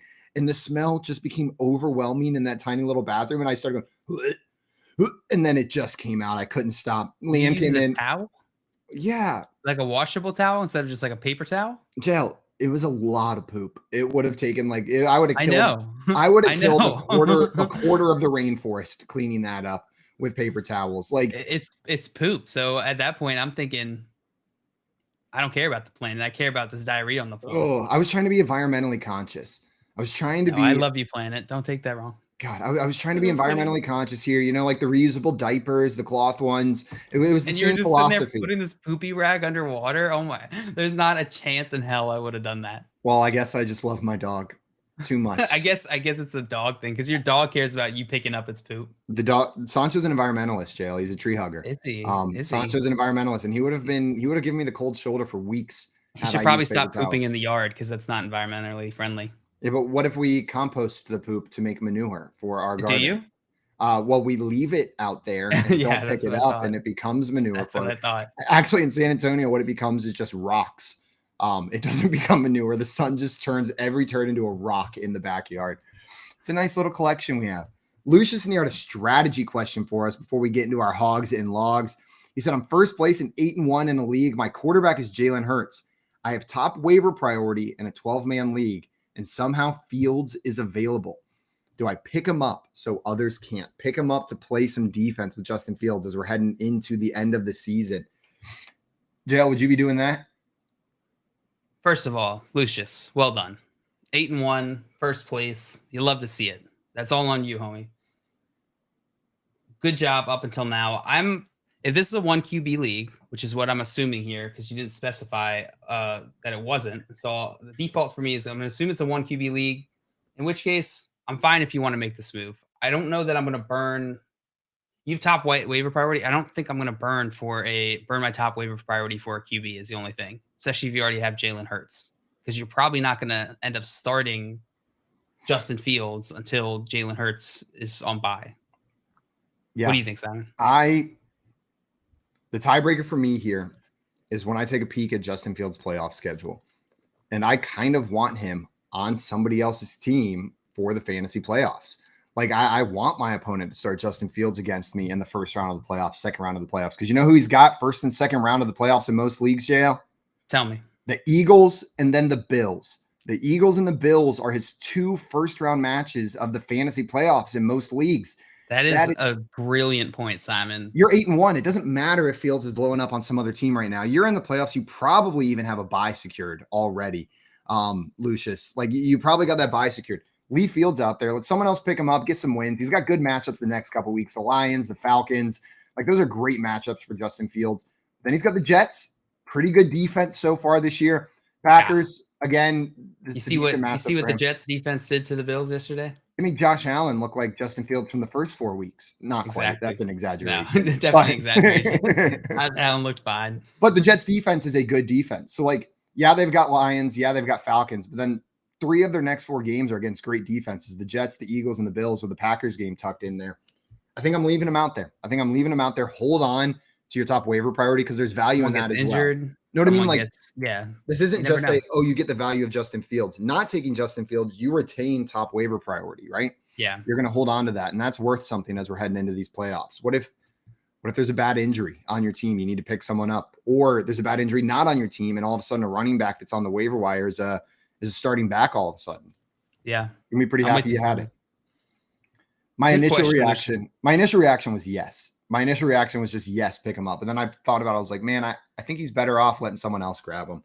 I was just thinking if you have Jalen Hurts, like there's just I'm not playing anybody over Jalen Hurts. And the Eagles already passed their bye, right? Oh, are they? I believe the Eagles already had their bye, if I'm not mistaken. It could be. My brain is poop butt today. Let's see. The Eagles are 8-0. Yeah, through 9 weeks. So they have already had their bye, right? There you go. So you're good. You're never starting Justin Fields unless Jalen Hurts gets injured, which that's fine. Like, I'm not going to get a backup QB for my QB. No, absolutely not. Unless it's a guy like beginning of the season, I don't mind holding on to one. But if you have a superstar, you don't need to use that bench spot on a second guy. We had another question in here from Adam. Adam wants to know if we like Chris Moore as a bench stash, someone to throw onto the bench. Chris Moore, JL, do you think he's worth a stash? No, I don't know. Yesterday, had it. But that came off the back of a touchdown here. He got 5 targets, 4 receptions, 5 targets, 43 yards. It was a tough matchup against Philadelphia. The week before, all season, he's really hasn't breached that 4 to 5 target game. So I'm not particularly hyped for this. We'll see how the situation plays out with Brandon Cooks and his offense, but I don't know that he's worth the stash. Are you stashing him, Simon? I don't know. I think I might throw him on the back of my bench. If Brandon Cooks doesn't play the rest of this year for the Texans, which I think is a possibility, then Chris Moore targets. He saw 5 targets on Thursday night. Got that touchdown, which buoyed his fantasy day. But even without the touchdown, 4 receptions, 43 yards, like you're not mad about 8.3 PPR fantasy points from a wide receiver you picked up, right? Especially as a bye week fill-in. And I believe we do have one more like bad bye week in like week 14 or something where there's 6 more teams on bye. And this is a player that is a bye week replacement level player and has upside if Brandon Cooks doesn't play the rest of the year. Yeah, I'm with you. That makes sense. Brendan here said, thinking about making Fields a set and forget over Murray the rest of the way and never looking back. Joe, what do you think about that? Kyler Murray, Justin Fields. I think that is it's a little bit premature. Kyler Murray has not been bad at all. He's the QB6 right now, and just the default scoring. Justin Fields, he has been very good, so it's great that you have both. But I don't think that it's an auto start. I don't think you're auto starting Justin Fields over Kyler Murray every week. Man, Justin Fields is the QB7 now, and that was with the first 4 weeks not getting above QB23, right? Like he had games as QB31 in that first 4 weeks period. But he got 50 points yesterday, which is going to definitely give him like a massive boost on that number there. Rest of the season, which one do I want? I have to pick one. I'm probably going with Justin Fields, but the playoff schedule is nasty, is rough. But who scores more points rest of season? I'll probably say Justin Fields. But I think you have a great quarterback duo, Brendan, and maybe you just play the matchups. Like ride Kyler Murray when Justin Fields has a tough matchup against the Eagles or the Bills. Throw Justin Fields in there whenever he's got a good matchup, like these next 2 weeks going against the Lions and the Falcons. That's a really good point, Simon. In weeks 15 and 16, which is what you were talking about with the championships there, first 2 rounds, Kyler's got Denver and Tampa Bay and then Atlanta for the championship week 16. Justin Fields does have Detroit on the championship week, but I'd play him. I'd play Kyler Murray over Justin Fields those 2 weeks for sure. And against and against the Jets. I'm not going to play Justin Fields against the Jets. I'd rather play Kyler Murray against, was it San Francisco or the Chargers? Brendan said, y'all always stop me from making my premature aggressive moves. Much appreciated. That's what we're here for. That's what we're here for. Pumping the brakes.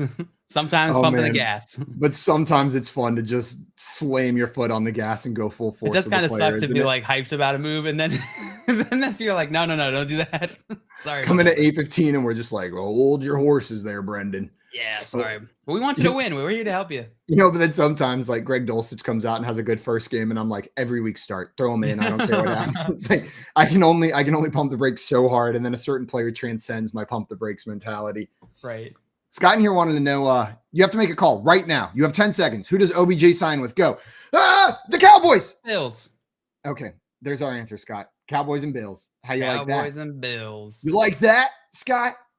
We didn't bring it up in BYOB, but I saw another rumor yesterday, I think, or a report that was saying that they think OBJ he's been cleared and he'll likely be signed pretty soon.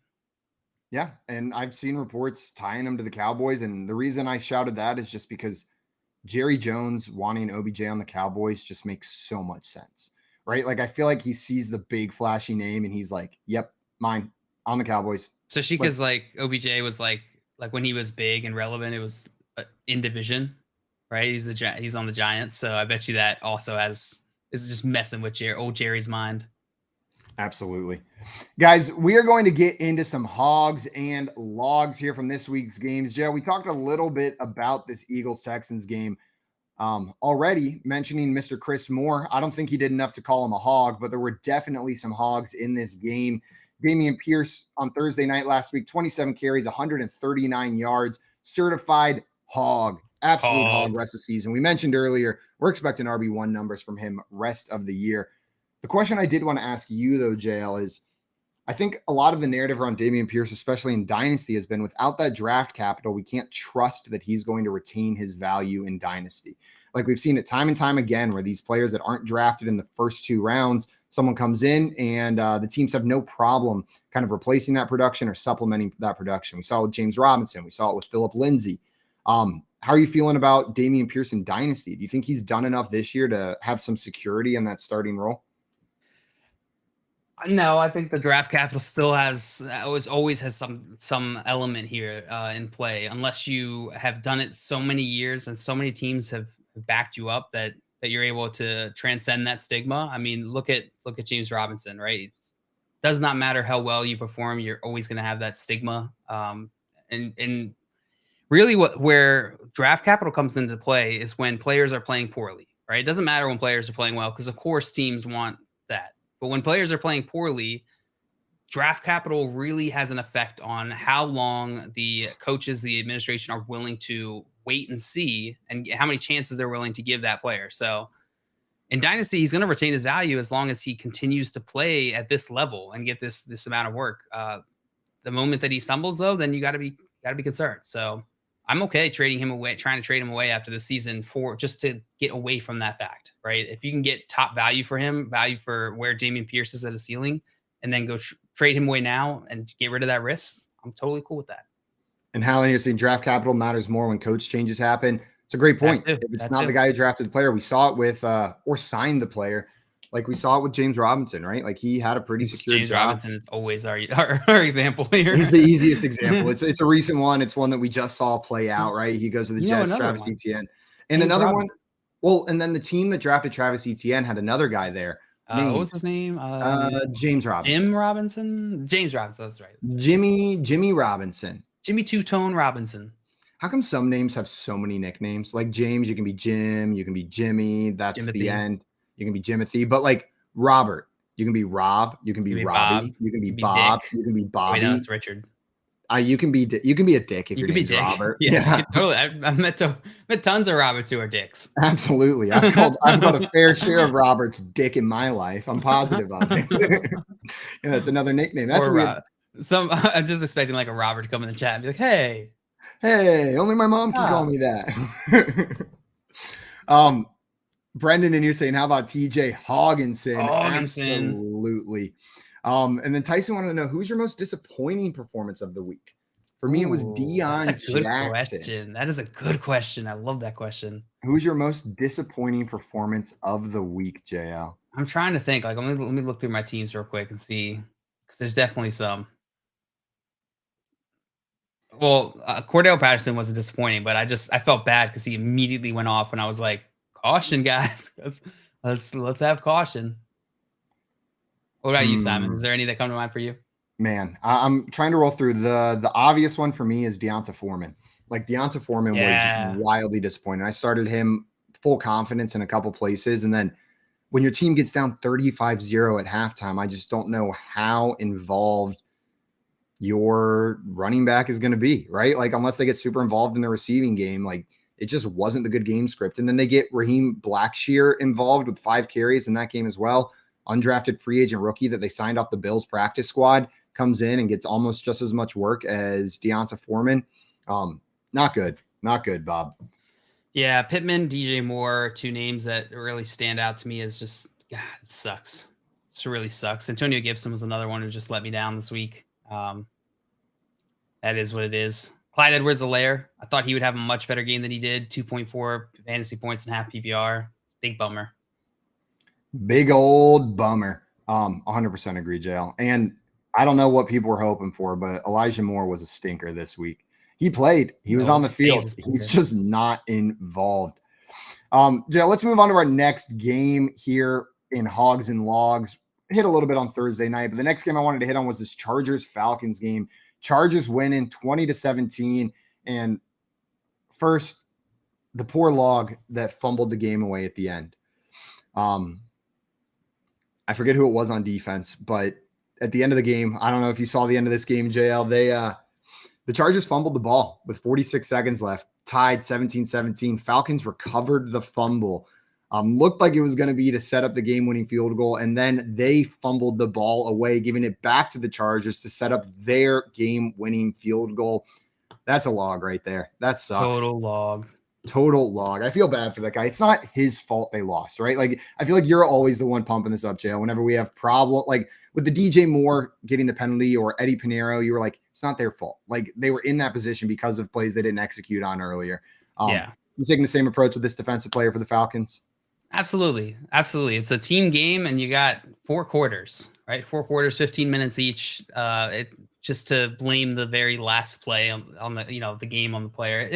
It's natural. It's obvious. It sucks to see for Falcons fans, but this is a team effort at the end of the day. Jay, we got you. Can you hear me? Yeah. Woo! Shout out Keith. He worked really hard with me to get that all figured out. Don't know what was going on. First time ever in his life. Yeah. Well, you know what? Give the guy a break. He did a good job. So shout out. Great Cream. job, Keith. Great job, Cream. Great job, Cream. You nailed it. Jay, we were talking Hogs and Logs from this Los Angeles Chargers Atlanta Falcons game. And Austin Eckler, even though he didn't put up the highest yardage of the season, only had 47 yards on the ground, 24 through the air. He had 2 touchdowns as well. 1 receiving, 1 rushing. Austin Eckler is a certified hog. I was about to say, don't you dare say anything negative about Austin Eckler with this game. He didn't put up a ton of yardage, man. That, like I saw you guys talking about it earlier, that play that even though his elbow was down, it wasn't down. Like I said last night, that should have been a touchdown. They should have just let it count. It was amazing. Yeah. And you know what? You love to see Austin Eckler is one of the guys that embraces the fantasy football community, does a show with Matt Harmon. So you love to see a good person get some production. Absolutely. And that's the number one qualifier for a good person is do they like the fantasy football community? Good person. If you like, I got my front yard fantasy coffee cup going too, Very nice. I'm a company man. Tommy in the chat said, give us a yip skiddly doo. Yip skiddly doo. There you go.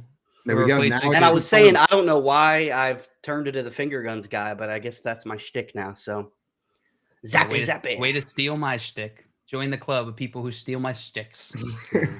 Hal in here also. You know what? Forget that. Hal wants to know, is a log big and heavy and lame, or is it something you flush? Joe, whenever we're calling these people logs, what are we calling them? Something heavy and lame that you flush. You nailed it. It's not either or. Sometimes it floats for people, You can be big and heavy. On what you ate. Hey, big and heavy doesn't mean it doesn't float. Look at That's boats. true. Check out a boat. Look at balloons. That's not big and heavy. I think you just made the opposite point, JL. Oh, yeah. I think balloons are by My bad. definition very. He didn't like, say it wasn't lighter- a lead balloon. lighter than air. Yeah, but then that's not going to float, right? I Unless just wanted to be included. the guys. balloon is full of a boat, and then it would probably That's float. exactly what I was talking about. See, I knew it. There's The a whole big time. boat inside the balloon. It's going to float. Exactly. Another hog from this game. We saw Joshua Palmer with 10 targets, 8 receptions, 106 yards. Eckler didn't need the yardage. Palmer didn't need the touchdown to have a good fantasy day. Jay, is this a 1 week hog, or are we going to get more hog weeks from Joshua Palmer down the stretch? Well, I think as long as one of Mike Williams or Keenan Allen are out, you're going to see plenty more of hog weeks. But I do think he's still going to be serviceable as a flex play, even when both of those guys come back. I think this offense is only going to get better as Justin Herbert continues to get healthy. So I think while one of those two is out, he's locked in as an every week starter. And even when they both come back, I think he's a serviceable flex. I think the box score, looking at how they used their secondary receiving options in this game after with Josh Palmer, provides some evidence to what you're saying, Jay. Joshua Palmer saw 10 targets, but we saw Gerald Everett with 8, tight end. We saw Michael Bandy get 8 targets as well. DeAndre Carter with 6 targets. They're feeding these other receiving options. They're getting the work. So I think you're right. Josh Palmer goes from maybe hog to baby hog whenever these guys come back. Hog based on maybe expectations. hog to baby hog. No, he goes from hog to baby hog. Oh, I see. There's no maybe hogs, Jail. A maybe hog is just a I thought it was a maybe hog to a baby hog. I kind of like that. maybe hog to baby log. I see Tyson in the chat said he asked about the disappointing performance, and then he said, how about that sweet Eckler run that was called back where he rolled over the guy and took it to the house? That was pretty disappointing. It was And absurd, yeah. Brendan said Higbee didn't expect too much, but really didn't expect absolutely nothing. Yeah, Higbee pooped the bed. This is why I say never Higbee, because I was all never Higbee the offseason. He starts good. I finally buy in, and then he craps the bed again. And he craps the bed. He's the definition of a log. He Dustin did it just asking- to burn you. Simon, is that a new hat? It is not a new hat, but I haven't worn it in a while. Yesterday was the first time I broke it off the hat rack in like 6 months. I've been on a flat bill kick. Know what I mean? Where I have looked in the mirror in a non-flat bill hat and thought, who is that ugly asshole looking at me? And then yesterday I looked in the mirror and suddenly he was handsome again with a non-flat bill hat on. So we'll see. We'll see. It's just body dysmorphia, Dustin, that determines which hat that I wear each day. Yeah, no biggie. No, absolutely.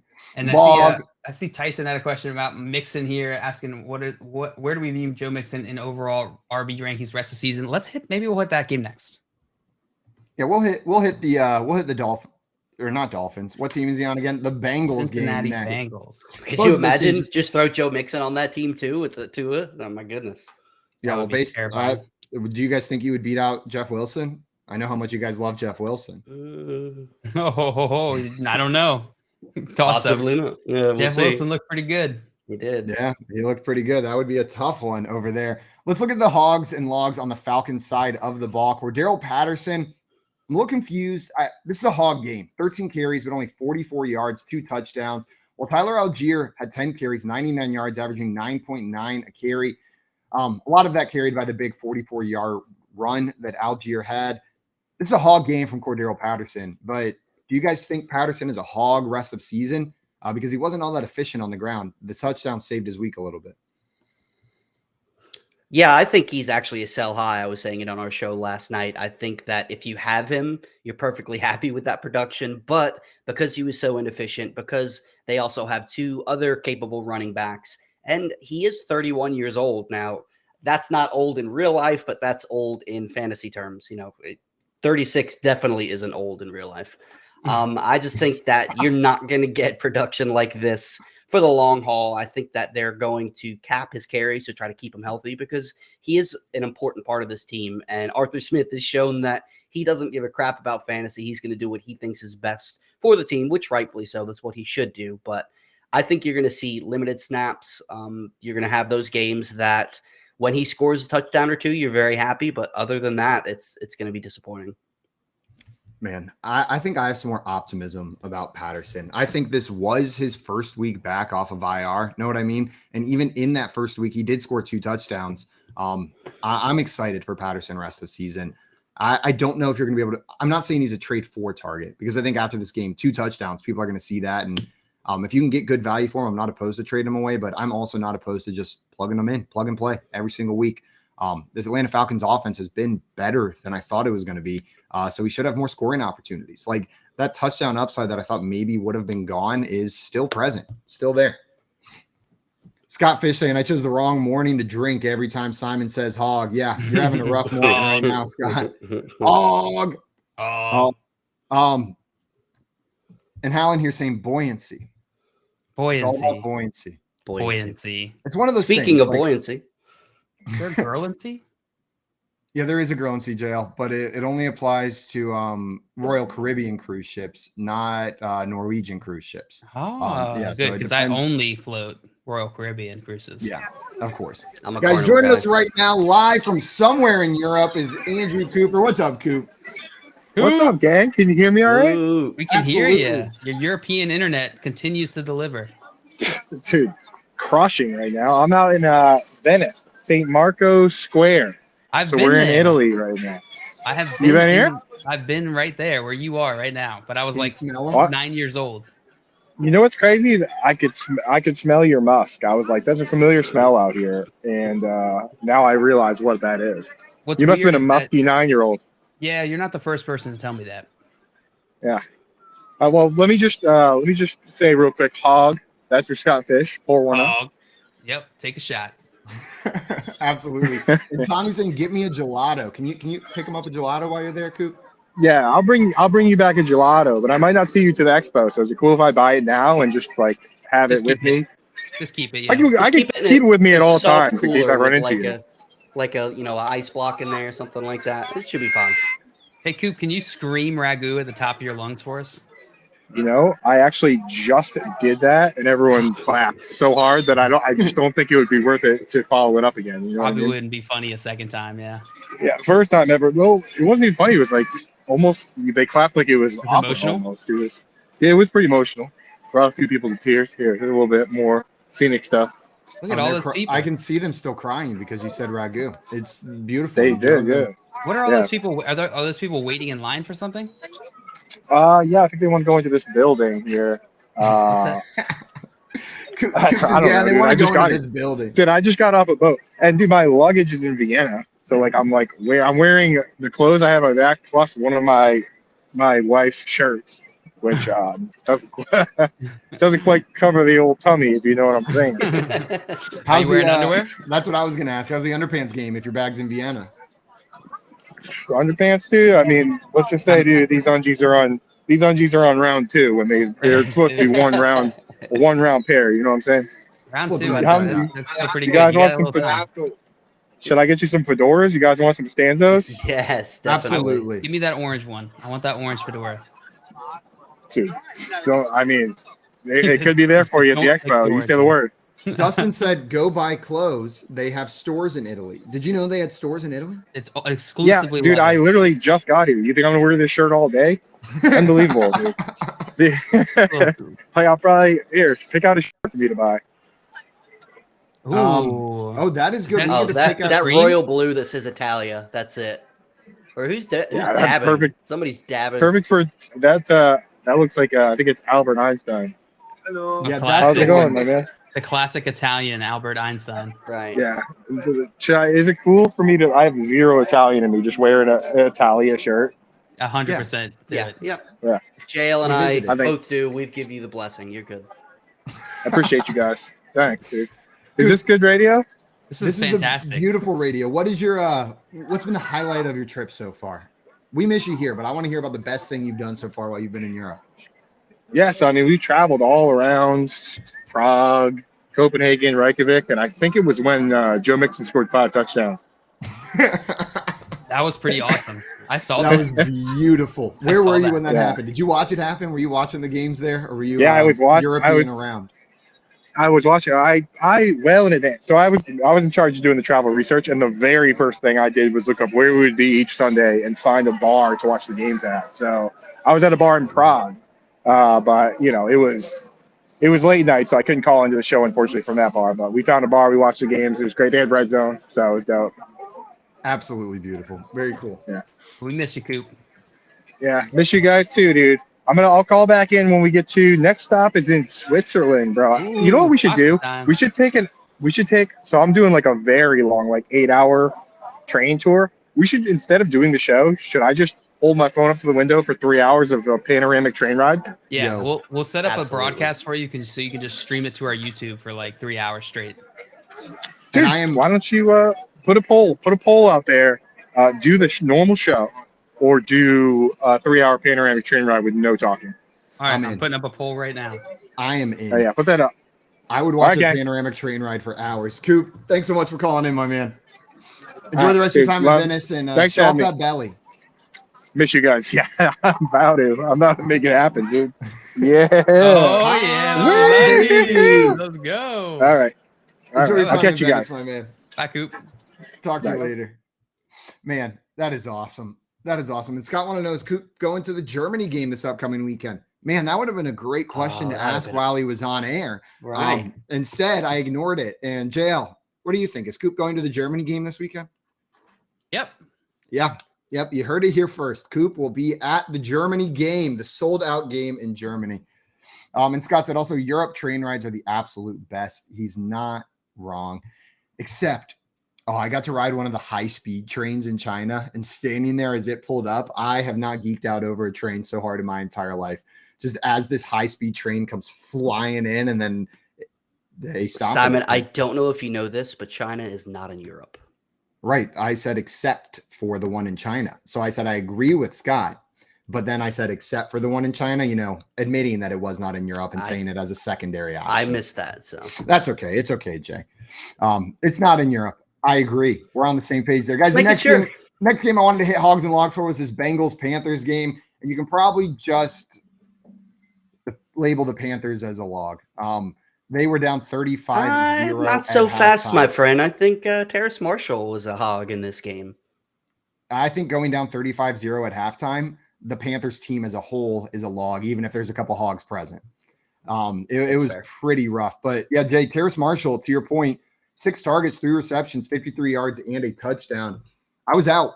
I mentioned it earlier. I said drop him in all formats. Drop him in Dynasty. There's no way he's ever going to do anything. I haven't seen anything from him that gives me promise. And he's out here showing up the past couple weeks. Jay, do you think he's worth rostering in fantasy now? Is he someone who should be picked up? Redraft only if you've got the space. I don't believe in him necessarily this season. Dynasty, I have him in a couple places because I have been a big fan of him since his rookie season. And I think if they are able to finally get a half decent quarterback in Carolina, Baker Mayfield isn't the guy, obviously. PJ Walker, sorry, Simon. PJ Walker, who knows if he's even going to be on the team next year. The Panthers can have a high draft pick. I would not be surprised to see them draft the quarterback of the future. I think in Dynasty, I think he's definitely somebody you should hang on to. Redraft, I'm not too convinced that this is going to be consistent enough to really be worth rostering or starting every week. If you have an empty bench spot, especially as bye weeks continue to go through, that you can stash him on the end of your bench, then maybe. And Dustin coming in here, letting us know the Panthers activated Sam Darnold. So we could see Darnold take that job back because I don't think Peach or Baker has nailed down the starting job. Is that a good thing? Is that really an improvement? It's just a thing. It's a thing. It's just something that happened. Yeah, I don't know. The biggest difference there is when Peach isn't starting, we can't say Peach to Deej. That's the only problem. That is apparently Maria informed me this weekend that I'm no longer allowed to refer to Luigi as Peach because I've given that name to PJ Walker. Oh, you called Luigi Peach? Yeah, Luigi PG. Duh. Oh, excuse me. Luigi PG. Luigi PG. Oh, now I get it, JL. Now you recognize it. You needed the accent. I can't understand your Italian whenever you don't do the proper accent. Right. So my Italian is just so good that my ears aren't attuned to it in an American accent. Thank you. Coop said, lost my wife, gonna try to get a job at this fedora stand. I read that. Make sure you send us some. Much darker than I intended. Lost my wife. Gonna have to try and get a job at this fedora stand. How does one lead to the other? That's just the only option now. Yeah, you can't come home. Wife walked away. She just went to the restroom and he's not quite sure where she is. Well, he's like, I'm European now. Now I live in Venice. And it's a setup for a Lifetime movie. Coop, and then one day she comes back to Venice and her head is a little bit cold and all she needs is a fedora. So she finds the fedora stand and they reunite. 15 years later in Venice. And you get married again. Wearing fedoras. Wearing only fedoras. Guys, some other logs on the Panthers side. Deonta Foreman was a log this week after a huge hog performance last week. 7 carries, 23 yards, and 2 catches for -2 yards as well. So he didn't add much in the receiving game for you. You know who got wasn't 1 a log? point. Who wasn't a log? Raheem Blackshear. I mean, he also wasn't a hog. Total hog. He was 15.3 fantasy point hog. I mean, I guess based on expectations, which were 0.0 points for him, Call that he a hogged out. soft hog. I think that's what we should call that. Oh, Raheem Blackshear, soft hog. That's what we got going on there. We kind of buried the lead a little bit in this game because there is a player who is the hoggiest of all hogs through the first 9 weeks of this season, and that is Mr. Joe Mixon, who had 153 rushing yards on 22 carries and 4 rushing touchdowns. And that on top of that, 4 receptions, 58 receiving yards, and a touchdown through the air as well. 5 total touchdowns, over 200 yards total for Mr. Joe Mixon. That dude's a total hog. We had a question earlier that we touched on a little bit, asking what our expectations rest of season were for Joe Mixon. Jay, is Joe Mixon a top 3 running back rest of season? Can't go as high as top 3 as much as I love Joe Mixon. That's just the way this offensive line is played. You know, this while I love to see this, and I've been a Joe Mixon believer, you know, this was without Jamar Chase. So Joe Burrow did have to look other places. I would put him more on the back end of like a top 5, 100% in the top 10. If he continues to see targets like he's been seeing to start the season, then I think you're looking at a top 5 player. Dale, what do you think? Joe Mixon top 3 rest of season? Top 3 is going to be tough. I'm going to put CMC ahead of him. I'm going to put Eckler ahead of him. Saquon. I'm going to put Saquon ahead of him too. What about Derrick Henry? Derrick Henry also ahead of Joe Mixon. So not top 3. I think that's pretty close. Nick Chubb. Ooh. Is this on a points per game basis? Nick Chubb is currently ahead of him by he's got like 5 more points, right? Well, Joe Mixon's played an extra game. On a points per game basis, Nick Chubb has a 1.3 points more per game than Joe Mixon. But he's got 1 less game played. So that's not and that's heavily skewed by this past week as well. By this 55-point fantasy week. Yeah, right, exactly. Yeah, I think he's like just there at the top 5. Just in there is where I'd slot him in. That tier right behind those, those guys who are battling for the 101. His offensive line's still poo-poo garbage. He had a fantastic week and he got a ton of work, which is great to see. But it's also against Carolina. And we aren't poo-pooing on him. We're saying maybe not top 3, maybe top 5. Know what I mean? Like that's the line that we're saying here. It's like no. Like let's hold our horses a little bit. He's only a top 5 running back. You're not going to get this every week, right? And I think that's what we're doing here is like essentially pushing back on that, which is you can't just chase performances like this. This is great. This is why you have a guy like Joe Mixon, because only a few running backs in the league can do this, can have weeks like this. And Joe Mixon's one of them. Absolutely. In this game for the Bengals, I don't think there were any other mega hog performances, but we had some decent games, right? Like T. Higgins, 8 targets, 7 receptions for 60 yards. What is that? That's like 13 PPR fantasy points that we got from T. Higgins. You're fine with that. You're happy with that. JL, for T. Higgins, what are we expecting rest of season? Is he a hog with Jamar Chase out? Are we going to get better games than this? Was this just the Bengals got up big, Joe Mixon did it all, T. Higgins, there wasn't enough room for him to eat too? I mean, it was still a decent game. It was just Joe Mixon got all the touchdowns in this game, but 7 receptions, 8 targets, 60 yards is decent. That's a decent stat line minus touchdowns. 13 points in fantasy. I'm sorry, PPR formats. 13 points in fantasy formats. Yeah, I think he's a total hog. And Joe Burrow also rushed for touchdowns, so there were 5 rushing touchdowns in this game. So you can't be too upset with that production. No, 5 rushing touchdowns, and they still had room for Joe Mixon to catch one. Right. Like exactly. 5 touchdowns on the ground, and Joe Mixon still caught one through the air. Absolutely absurd. Right. Now, total hog until Jamar Chase comes, or it's even when Jamar Chase comes back, but especially while Jamar Chase is out. He's a mega hog while Jamar Chase is out, and just the super hog when Jamar Chase is back. Exactly. It goes super hog, mega hog, hog, and there's soft hog down here. And then under soft hog is Hog scale. baby Scale of hog, hogs. baby hog, and then you've got log. We need down a here. graphic that just You get describes Pay all of that. pigs, scale of hogs. Same Yeah, thing. right. Absolutely. I wanted to talk about one of the other receiving options here that I know I've been pretty hyped for, especially with Jamar Chase out. Expected him to see additional work. He's startable even when Jamar Chase is in, but Tyler Boyd, a little bit disappointing, but still pretty involved. 6 targets, 5 receptions, 44 yards. It's gonna give you like 9.4 PPR fantasy points. Jay, what are you doing with Tyler Boyd? Is he an every week start still while Jamar Chase is out? Absolutely. I mean, he was this close. I don't know if you watched any of the games of having a touchdown. He caught it he was catching it in the end zone right on the goal line, and he was just over it. So the Bengals challenged it. It was close enough for a challenge. I think 100% Tyler Boyd is an every week start, especially while Jamar Chase is out. And like you have so often said, Simon, in games where the defense struggles against the slot, I still think even when Chase is back, Boyd is a fine start. Absolutely. Don't start him this week, though. How If come? you can. He's on bye. Yeah, I knew you were going to say that. As soon as I asked how come, I was like, Please. he's on bye, Nope. isn't he? Put him in there. Every week start. Bye week Every doesn't week matter. star. Who do we got on bye this week besides the Bengals? Because I'm like reeling from the week 9 buys. They're still hurting me. We've got the Ravens, the Bengals, and the Jets on bye this week. So quite a few fantasy options out there on bye this upcoming week. If you had Mark Andrews, that's 2 weeks now that you got to find a replacement for him after he's out this week and going to be out next week on bye as well. Dustin said, and Patriots. Am I missing that the Patriots are on bye? Maybe. We'll see. Yes. Yep. We'll see. Guys, coming up, we are going to play our new game we call Fast Guy Quick Time.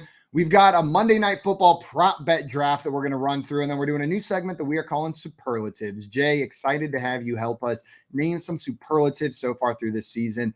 Guys, if you're enjoying what we are doing here and you want to see some more of us, head on over to our YouTube channel at Front Yard Fantasy. And if you don't want to see some more of us, you can just listen to the audio and turn off the video, put it in a separate window. But head on over there. It means a lot to us. Easiest way to show your support for what we're doing. Right now, you're listening to the Front Yard Fantasy Morning Show here on Better Sports Network. Call, chat, and enter contests in real time. It's Sports Talk 3.0 with Better Sports Network. Moose and Keith. Because I never asked you this. When Noah was growing up, when did Noah first where you got a sense that this is what my son wanted to do? I was really busy during his formative years. I didn't meet Noah till he was about 19. Nice. So, Your wife did a good job. yeah, you may want to talk to your wife.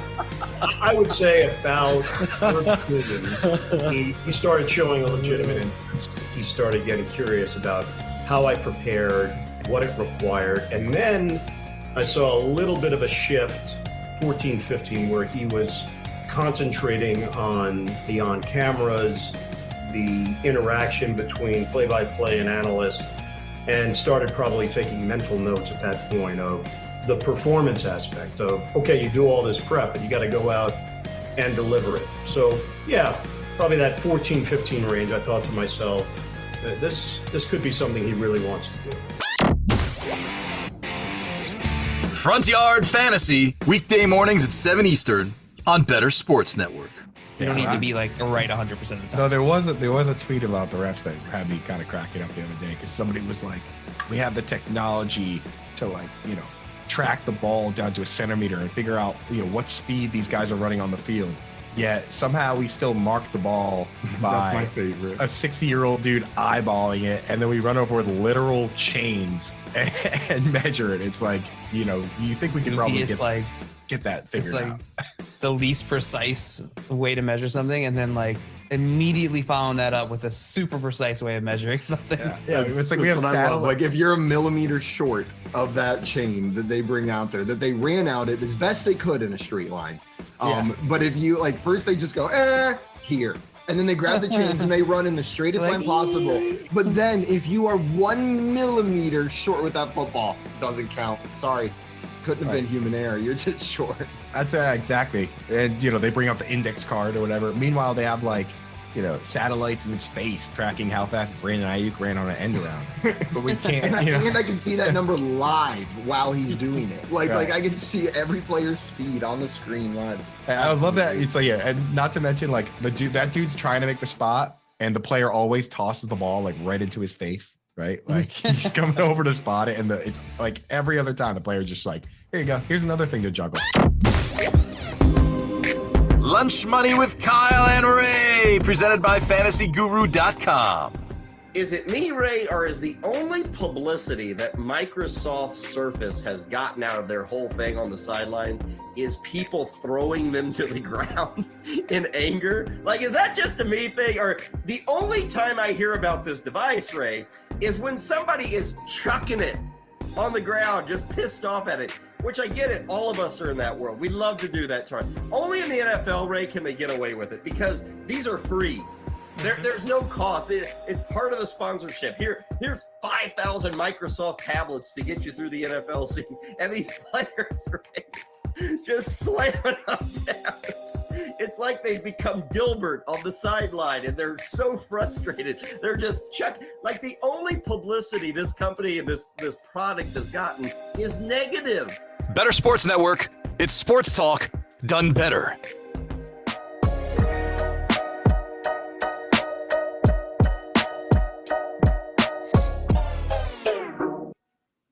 What's up, everyone? Welcome back to the Front Yard Fantasy Morning Show here on Better Sports Network. We are about to get into our new game that we call Fast Guy Quick Time. If you haven't watched before how this game works, is our hosts are going to be asked a series of rapid fire questions. You have to answer immediately. First thing that comes to your mind, no thinking here, which isn't much of a change for us. So this should be pretty natural to just talk without thinking. We have a series of questions for us. John Luke, are you going to be running this for us, or are we just going to throw the questions into the ether and see if somebody answers them? I'll be running it. I don't know the alternative. Yeah, as soon as I said that, I was like, there isn't really an alternative, is there? Hope you weren't expecting me to run it because I've got nothing prepared. No, I am happy to run it. Simon already explained the rules. Jay, you're going first. Are you ready? Let's do it. All right, here are your questions, Jay. Are you ready? Let's do it. I need you to answer as fast as you can. No stalling. Okay. Favorite football player? Saquon Barkley. Fedora or wallet chain? Definitely wallet chain. What's the last thing you ate? Pizza. Things that make you go to sleep? Alcohol. Song that represents you? Listen to your heart. When was the last time you pooped? Quick. 10 minutes ago. Doctor you're most afraid of? The butt doctor. If you were a stripper, your name would be? Salty McGee. Last person you want to kiss? Ooh. JL. Salty McGee. Non-football related app you use the most? Twitter. Favorite kid? Answer. Eva Kate. Craziest thing you've done in public? Peed. A location which symbolizes who you are? Cameron Indoor Stadium. Insult you're most likely to yell at a football game? You suck. How big is it? Really, really little. Well done, Jay. Stalled a little bit, but that's all right. Yeah. The favorite kid question thrown in there. That was. Oh yeah, that was a good one. It's not true, Brooks. I love you. It's totally true. I just want to punch him. Oh my god. Totally true. Well done, Jay. All right, Simon. Pretty good, Jay. Pretty good, Jay. Also, Tommy, you're saying butt doctor, both doctor he is afraid of and what his stripper name would be. Yeah. Salty McGee, stripper name. I don't know where It's that disgusting. came from. That's disgusting. Salty McGee. What's Salty McGee's signature move? What is Salty McGee known for? The salt spray. Okay, disgusting. If you don't know what that is, you can't afford it. Yeah, absolutely. All right, Simon, ready to get on the airs? Yeah, I'm going all about speed today. I'm trying to up my speed. I wasn't fast enough last time. That's where we're going. All right. Yeah, up in speed. You got to go with speed here. You get points for speed. Points for speed. All right, Simon. What's something you fear? Death. Mother's maiden name? Schmidlin. Who's your best friend? JL and Tim. What is the weirdest thing you posted on the internet? A picture of my bare ass. If you were a cashier, what would your name be? Simon. Who's your daddy? Jan. What's the name of your TV show? Simon. Oh no. Something that is normal for you but not for others. Pooping 7 times a day. An NFL player you hate. Taysom Hill. The first fight you had with your parents that you can remember. I threatened to leave the house and my dad said, if you close that door, you're sleeping outside. And I came back inside. He called my bluff. The NFL franchise we should get rid of. The Steelers. Strange place you passed out in.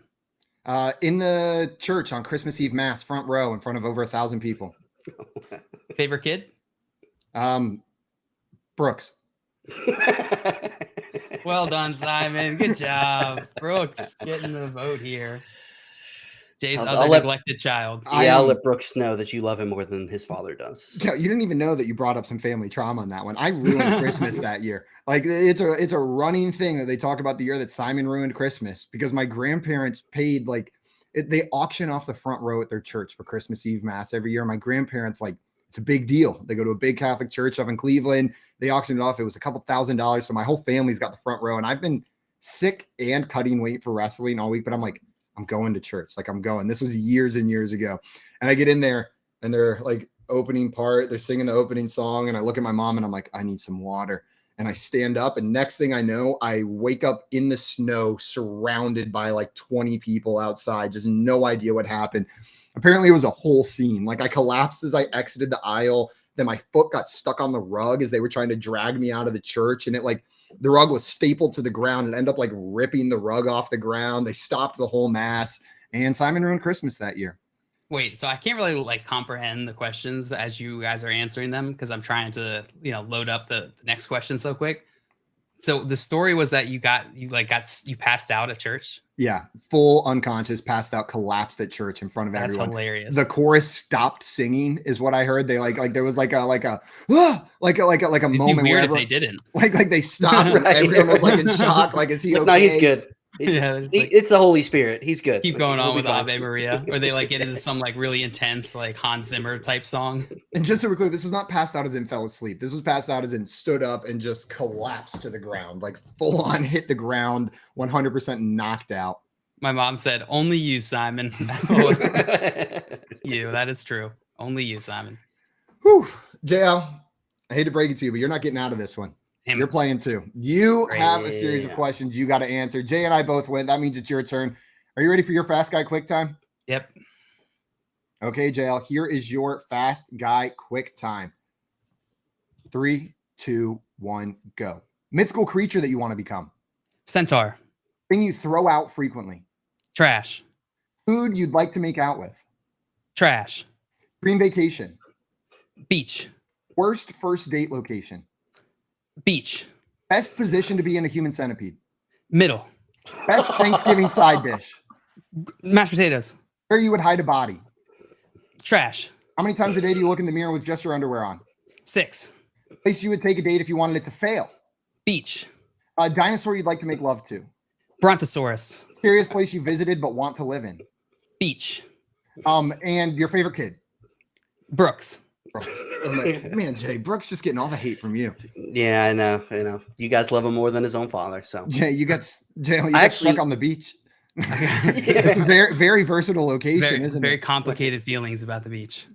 Well, you just didn't separate the beach. This one's a New Jersey beach. This one's a Florida beach. Here's Atlantic the you say a beach or the beach. You just said beach. Oh, good job, JL. Good job.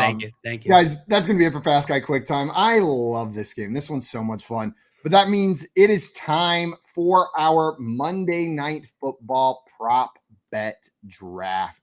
We've got a prop bet draft that we are going to run to. Jay, you have not done one of these with us so far. But just so you know, the most important thing is the stakes are high. If you lose, you have to do a conversation and an impression on stream. On stream, you have to do an impression. Completely improv. Haven't practiced it. I started working on building up a repository of different impressions that we're going to randomly draw from, getting some suggestions in our Discord. So if you guys have more suggestions, throw them in our Discord over there. Dustin gave us a bunch of good ones. So we're going to have a fun time with that tomorrow. Jay, I've got a feeling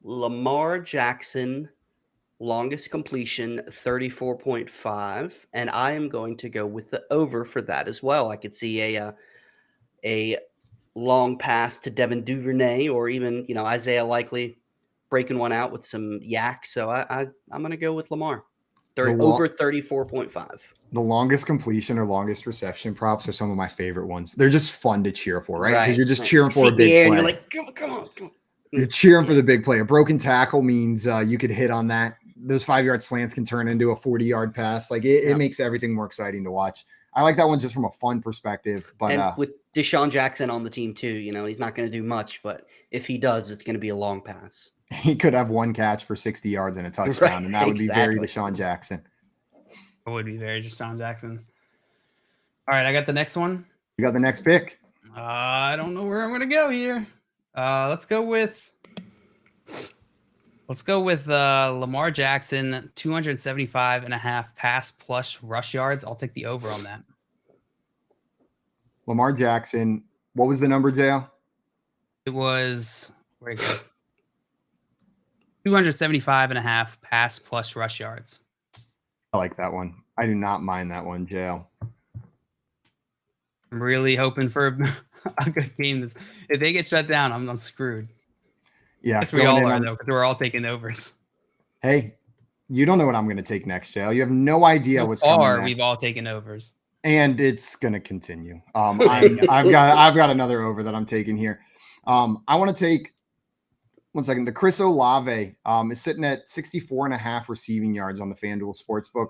I'm going to take the over on that with Jarvis Landry out, Michael Thomas out. I expect Chris Olave to feast tonight, and I'm going to take him over 64.5 receiving yards. It's going to go towards the 17.6 fantasy points that I promised Scott Fish tonight from Chris Olave. Jalen and I hit on Olave a little bit already today. I think we're both expecting at least a decent game from him. What are your expectations for Olave?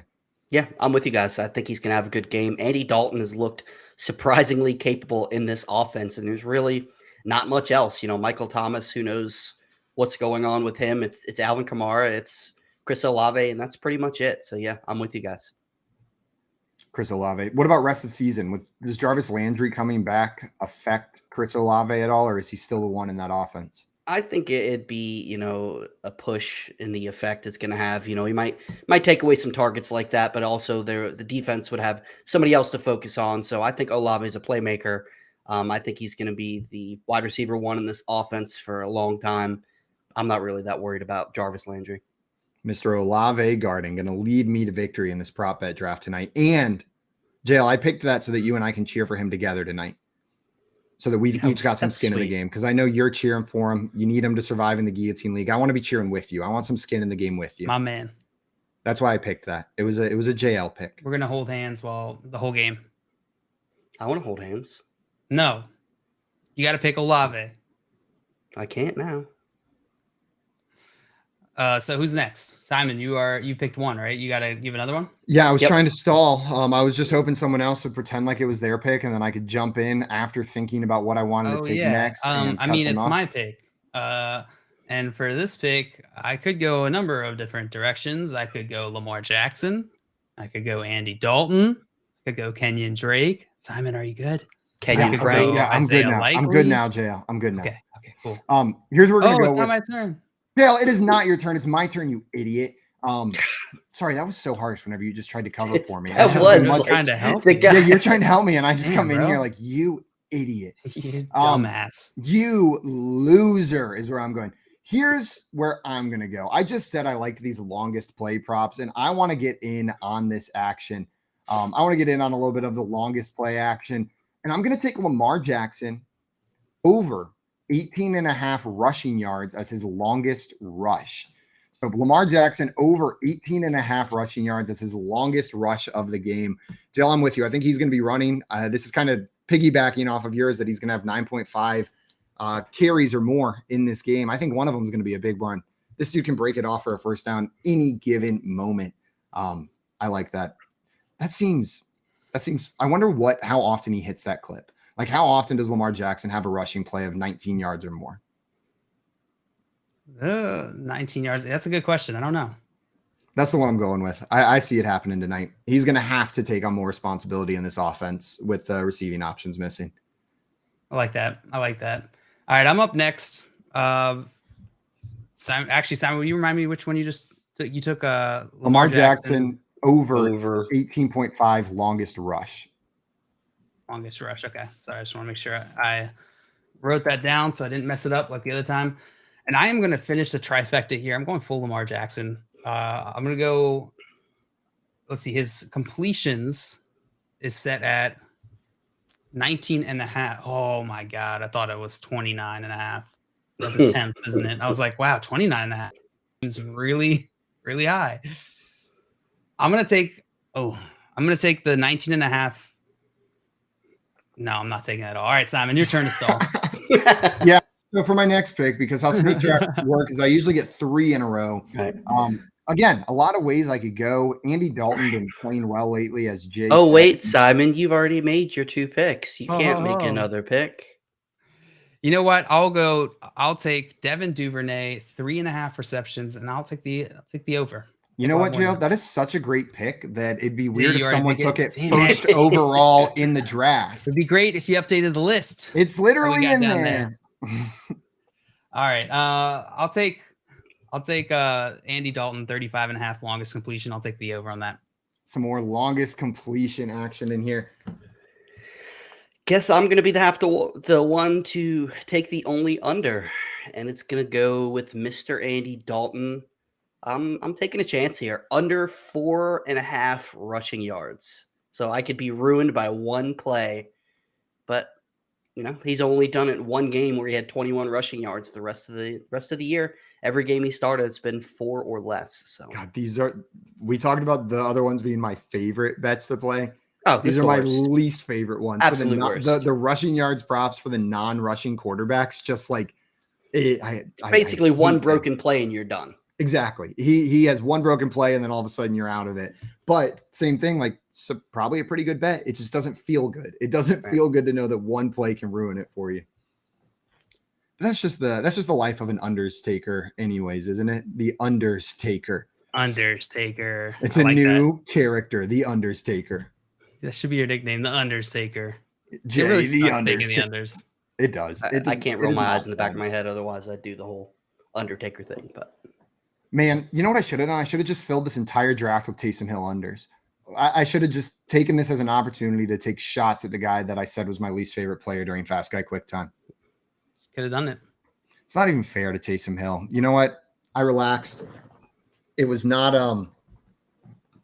relaxed is the wrong word right there. I don't hate him the most. He's the most frustrating as a fantasy player. He's the fantasy player that I hate the most. So who do you hate the most? I don't know. We'll find out on the next episode of Fast Guy Quick Time. So guys, to recap the draft right here, JL, you selected Lamar Jackson over 9.5 rushing attempts, Lamar Jackson over 275.5 passing plus rushing yards, and Andy Dalton over 35.5 yards for the longest completion. Jay, you took Kenyon Drake over 44.5 rushing yards, Lamar Jackson over a 34.5 yard longest completion, and then Andy Dalton under 4.5 rushing yards. And I took Devin Duvernay over 3.5 receptions, Chris Olave over 5.5 receptions, and Lamar Jackson. No, I took Chris Olave over 64.5 receiving yards is what I took there. It's in there as 5.5 receptions, but Chris Olave over 64.5 receiving yards, and then Lamar Jackson over 18.5 longest rush. Longest rush. I think we made some good picks. Yeah. Are we just going to choose the voices? Oh, thanks. I love you too, Simon. No, we're going to spin the wheel tomorrow, and we'll Okay. determine. All right. I'll throw all these in a wheel. We'll spin the wheel live on air, and then we'll determine what voices we have to do. But I'll give everyone here access to the list. So if you want to run through and practice some of them tonight, maybe ones you're weak on, like Jay, if you want to brush up on your Yoda impression tonight, then that might be a good thing. No Or need. your Nelson Mandela. Nelson Mandela, I have a really good Nelson Mandela, so I'll wait though. I don't want to ruin the surprise. Of course not. I can do the sign language interpreter from his funeral, but I can't do a good Nelson Mandela. I think we've brought that up on show before. You guys remember that, right? I think you brought it up He- recently. The guy was faking I don't watch the show, so I don't know. He was faking it. Like he didn't know sign language. He was up on the Are you stage at a funeral for one of the most important men like of the last That's generation. right. I remember and he that. faked it. Just pretended to know sign language. Absolutely absurd. Absolutely absurd. Guys, coming up, we are going to hit our new segment that we are calling Superlatives. We got a list of superlatives, some high school superlatives that we are going to be handing out. Maybe some to NFL players, maybe some to other people. Right now, you're listening to the Front Yard Fantasy Morning Show here on Better Sports Network. Front Yard Fantasy, weekday mornings at 7 Eastern on Better Sports Network.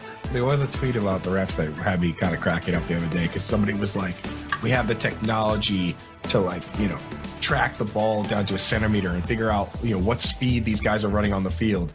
Yet somehow we still mark the ball by That's my favorite. a 60-year-old dude eyeballing it, and then we run over with literal chains and measure it. It's like, you think we could probably get that figured out.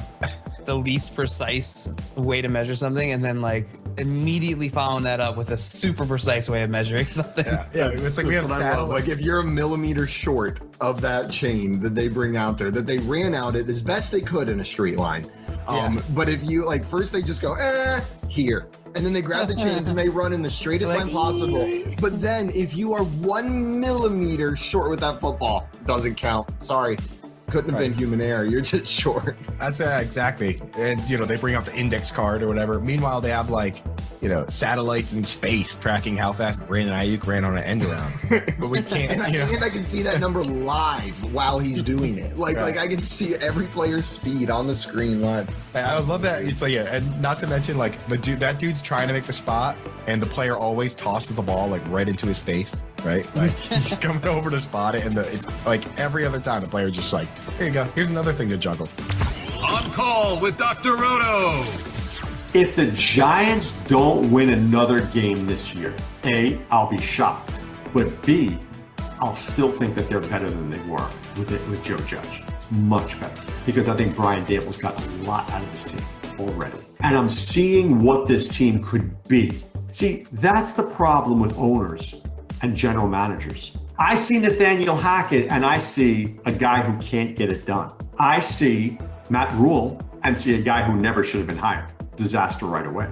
Sometimes a good coordinator in the NFL is better. I don't even say sometimes. Most of the time, a good coordinator in the NFL is better than a college coach because the NFL coordinators, they know the system. They've been there. They've played. They've been around it. For the life of me, I don't know why Eric Bieniemy hasn't gotten a job yet. Deuce Staley's going to get a job. Somebody's going to hire that dude. When you've been around the game, you understand it. These college guys come, they don't know it. Join the show with one touch of a button. It's Sports Talk 3.0 on Better Sports Network.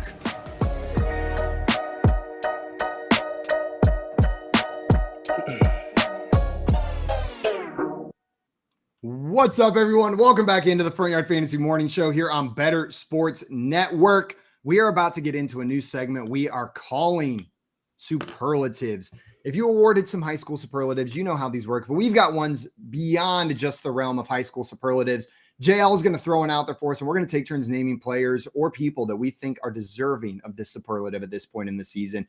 John Luke, anything I'm missing on how this is going to roll? No, it's fairly straightforward. Fairly straightforward. Fun Nailed fact, it. I don't know if you guys knew this or not. This kind of rolls with the superlatives. I was the editor for my high school's yearbook. I thought you were about Really? Jenga, I thought for sure you were going to tell us about a superlative you won. You're like, I made the pages with all the other people that won awards. Nope, I did not. Just designed them. I didn't win Yep. a superlative either. Jill, did you win a high school superlative? Oh, not at all. No. I went to a big school, and I just wasn't popular enough to win a superlative. I was in the running for best hair, That was believe it it. or not, because I had the.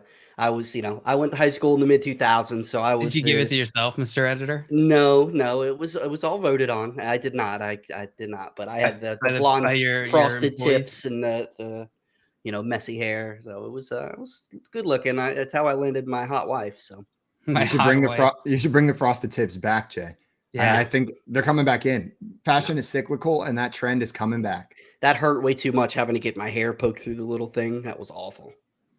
Hot. Very hot. All right. Hal in here letting us know that he won most likely to defraud an election. And Hal, congratulations. How accurate is it at this point? All right, guys, let's get into our superlatives here. The first superlative is most likely to form a band. Most likely to form a band. And for this one, I will go first to set the scene here. I'm going with George Kittle. George Kittle just strikes me as the type of guy. He's going to try and get all of his friends to join his band, and they're going to rock it. That's just his thing. I'd go watch him. Long. I don't care how terrible the music is. I would go watch a show with George Kittle. It's bad, but he and loves the Kittleettes. The Kittleettes. The Kittle and the Kittleettes. Don't call the Kittle black. That's Man. that was doesn't work. terrible. That doesn't work.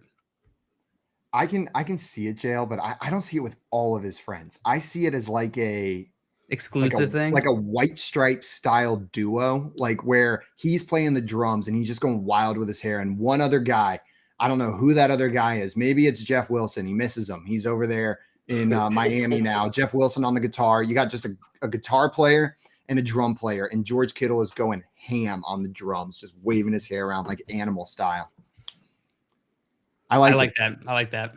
Who are your guys' most likely to form a band? Who's your nomination here?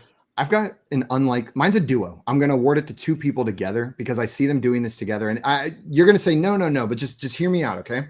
Okay. Baker Mayfield and Robbie Anderson together form the angstiest pop punk band of all time. They are going to have the dynamic where they hate each other, but it comes out in their music. Know what I mean? Like they're both going to be writing songs for this band, and it's going to be like Fleetwood Mac style where they're calling out things going on, but it's going to be pure pop punk. It's going to be like Cute Is What We Aim For combined with Simple Plan, but with more vitriol. And Hal said they break up every second album. Yeah, this is going to be nothing but drama all the time, but we are going to get some like pure angst music out of Baker Mayfield and Robbie Anderson. I like it, Simon, but I have to make your duo a trio. I could see Sir Purr in the background playing the drums for those two. I think that's what finishes off the band. Sir Purr, and what's the name of the band? That Bear. Sir Purr and the Pussycats, I think is what that it is. That Bear. On stage with Baker Mayfield. On stage with Baker Mayfield. That's good. That's who mine's going to. Baker Mayfield and Robbie Anderson combined are winning that award. I'm going to go with the duo, but I'm not going to go in the NFL. I'm going to go in the fantasy football world. I'm going to go with our friend Joey Wright and the one and only Scott Fish as a Simon and Garfunkel style duo, traveling across the country, just spreading positivity and fantasy football takes. Wow. Pretty bold for them to start a band about Simon Garfunkel, not invite Simon. Who's Simon and who's Garfunkel? The band name is not Simon and Garfunkel. Right, but if they're a Simon and Garfunkel style duo, one of them's going to fill the Simon role, one of them's going to fill the Garfunkel role. Who's Garfunkel and who's Simon? This is important. Joey's Garfunkel. Yeah, Joey's Garfunkel. That checks out. Yeah. And Scott Fish sticking with Simon. And Dustin said Tim is clearly Garfunkel, even though he is not in said band. Garfunkel, that name fits Tim. Yeah. That's actually his legal last name. So we've got George Kittle. We've got our finalists, Robbie Anderson and Baker Mayfield. And we've got Scott Fish and Joey Wright. Jail, are we awarding one person? Are we having to come to consensus, or are we just putting these up in the air? I'm going to put a poll in the chat. And while we go on our next superlative here, the chat's got to vote here on which ones wins. So in the FYF chat, I'm going to throw up a poll since I can't do it in the BSN chat with our options here, and the chat can choose. Fair? I like it. I think it's fair. Tommy said Jonathan Taylor and DeAndre Swift. Taylor Swift is the name of their band. That's pretty good. I like that one. Pretty good, Tommy. Pretty good. All right. The next superlative that we have to choose here is most likely to be asleep before 8 p.m. 8 p.m. Yeah. Most likely to be asleep before 8 p.m. Who do you guys have for this one? Me. No. Most likely to be asleep before 8 p.m. Where do I want to go with this one? You know who it is? Who? It's Zach Wilson, because he still has a bedtime.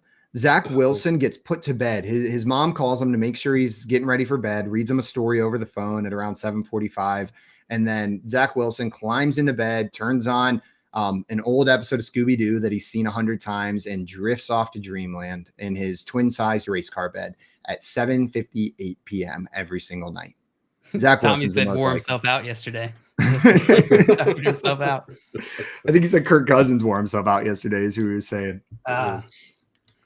I'm going to go with Andy Reid, and it's not on purpose. I can just see Andy Reid being that guy. He gets home after work, 5:30. He throws a TV dinner in the microwave. He gets his recliner all set up, puts on Murder, She Wrote, and then he's so excited to watch the back-to-back of Jeopardy and Wheel of Fortune, and then he eats, and then he just falls asleep in his recliner and is just snoring.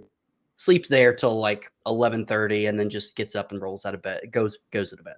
You're right. You are right. That is way better than mine, Jay. I almost want to retract mine. Zach Wilson probably in bed before 8, but Andy Reid, it wasn't in bed. It was asleep, and he is without a doubt asleep before 8 p.m. He's that guy that's like, no, I'm not asleep. I'm just resting my eyes. I'm picturing him like one time my dad and I walked in the living room and I caught my dad asleep on the couch, and he had gotten a fudgesicle because he was hungry, but it was a little bit late. He was tired. And he sat down on the couch, leaned back, and then I found him with a puddle of fudgesicle on his chest because he just fell asleep in front of the TV with a fudgesicle in his hand, and it just melted everywhere. That's an Andy Reid move at 7:58 p.m. My grandfather was known for doing that, falling asleep. It could be 3 in the afternoon, 3 in the morning. Well, obviously 3 in the morning, but he would always fall asleep, and he always had a glass of wine. He's full-blooded Italian. So he'd fall asleep, and you'd see him slowly just lose it, and then fall asleep, and then he'd always spill it on him. We eventually made a rule he could only drink wine out of a sippy cup. So we had him a sippy cup that it was specifically for his wine, had the red ring in there and everything, but it was otherwise it would be all over himself. It sounds like the rules that my local Steak and Shake had for me. My first couple or in high school. I spilled my drink the first 3 times I went there after 11 p.m. and the waitress started recognizing me and started bringing my drinks out to me with a lid right away. I was not allowed to have a soda without a lid at Steak and Shake. That's honestly fair. That is totally fair. All right. You went Andy Reid, Jay. Simon, you went Zach Wilson. I'm going to go Hunter Renfrow. He strikes me as the type of guy who's like, if he does not get his 8 hours, he is a menace, and he just tells everyone about it for like the hours leading up to 8 p.m. He's like, I gotta go to bed, guys. It's getting close to my bedtime. Whew. Better go soon. You won't like me if I don't get my 8 hours. Yeah, I could definitely hear him say that. He's the one where there's like where they've got like guests over for dinner and they're hanging out a little bit longer than he intended. So he just walks to his room and comes back out like in his pajamas and goes like, oh, starts brushing his teeth. Yeah, like he walks out brushing his teeth like, oh, it was so great that you guys came over to visit me today. Yeah.